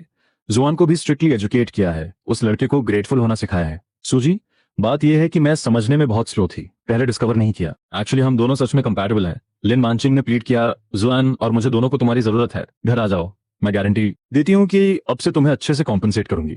मैंने अपने सामने खड़ी औरत को देखा, केयरफुल अपीयरेंस, एकदम बैंक्रप्सी से पहले वाली पिटिफुल लड़की की तरह। मेरे थॉट्स 10 साल पीछे चले गए। हमने साथ में यूनिवर्सिटी अटेंड की थी, लेकिन हमारे बैकग्राउंड्स हेवन और अर्थ जितने डिफरेंट थे। मैं बस एक सी साइड टाउन का बच्चा था। लिन वानचिंग एक रिच फैमिली की यंग लेडी थी, हेवन से ब्लेस्ड एक ब्यूटी। मोरओवर उसका एक बहुत कंपैटिबल बॉयफ्रेंड था, लू जिंगमिंग। क्योंकि फ्रेशमैन ओरिएंटेशन के दौरान लिन वानचिंग ने मेरी एक बार हेल्प की थी, मुझे पहली नजर में प्यार हो गया था। बस स्कूल के दौरान उस फीलिंग को साइलेंटली छुपाए रखा। ग्रेजुएशन सीजन तक मुझे पता चला कि लिन फैमिली बैंकरप्ट हो गई है। लिन वानचिंग को अबैंडन कर दिया गया था। वो सिवियर डिप्रेशन से सफर कर रही थी। उस टाइम मैंने ज्यादा नहीं सोचा, बल्कि एक लार्ज कॉर्पोरेशन के $1 मिलियन सैलरी ऑफर को रेजोल्यूटली रिफ्यूज कर दिया। लिन वानचिंग के बिसाइड रुका। उसके रिकवर होने में पूरे 2 साल लग गए। मैंने लिन फैमिली को दोबारा राइज करने में हेल्प करने के लिए कोई रिवॉर्ड नहीं मांगा, सारी हार्डशिप्स एंड्योर की। एक छोटे से कॉन्ट्रैक्ट के लिए स्टमक ब्लीडिंग होने तक पी सकता था। लिन वानचिंग को क्रेडिटर्स से बचाने के लिए हेल्प कर सकता था। मार खाकर अपनी 3 पसलियां तोड़वा ली थी। मैंने लिन वानचिंग के लिए बहुत कुछ किया था, यहां तक कि पूरे 2 सालों तक होल्स फिल करने के लिए अपने पेरेंट्स की छोड़ी हुई सारी सेविंग्स यूज कर ली थी। मैंने आधी लाइफ की तरह जिया। फाइनली लिन वानचिंग को मूव कर दिया। हालांकि मैं जानता था कि लिन वानचिंग मुझे लव नहीं करती, लेकिन बिलीव करता था कि जब तक मैं अपना ट्रू हार्ट दूंगा, मैं पक्का उसे मेल्ट कर लूंगा। किसने सोचा होगा? 7 साल की फीलिंग्स, 5 साल की मैरिज, मैंने अपनी एबिलिटीज को ओवर एस्टिमेट किया, वुंडेड और मरी रह गया। घर पे 2 बार लगभग मर ही गया था। सफरिंग के सारे सोर्सेस मेरे सामने खड़ी ये ईवल माँ बेटे थे। मैंने पास्ट को रिकॉल करने की हिम्मत नहीं की। डर था कि वूंड्स खुलने से एंडलेस टॉर्चर आएगा। ओरिजिनली सोचा था कि डिवोर्स के बाद मैं डिजायर्ड लाइफ जी सकूंगा, लेकिन लिन मानसिंग मुझे लेट गो क्यों नहीं कर रही थी? मैंने वॉल के अगेंस्ट अपनी फिस्ट्स क्लेंच की, फेस पर पेन शो रहा था। लिन वांचिंग का रंग बदल गया। सूजी, क्या रॉन्ग है? मैंने उसे पुश अवे किया। मुझे टच मत करो। लिन वांचिंग का फेस इमीडिएटली पेल हो गया। वो जानती थी कि मैं उसे हेट करता हूं, लेकिन उसे नहीं सोचा था कि ये इस एक्सटेंट तक होगा। यहां तक कि सेम एयर ब्रीथ करना भी अनएक्सेप्टेबल था। Get lost. मेरी लाउड शाउट के बाद लिन वांचिंग पैनिक हो गई और अपने विट्स खो बैठी। अपने बेटे को दर्जनों मीटर्स पीछे ले गई। ज्यादा दूर नहीं खड़ी, वरीड आंखें शो कर रही थी। मैं फाइनली नॉर्मल वापस आया, जैसे स्ट्रेंथ खो दी हो। जमीन पर बैठ गया। मुझे माँ बेटे लिन वांचिंग द्वारा टॉर्चर किया जाना रिकॉल हुआ। पेन मेरी पूरी बॉडी पर क्रॉल कर रहा था।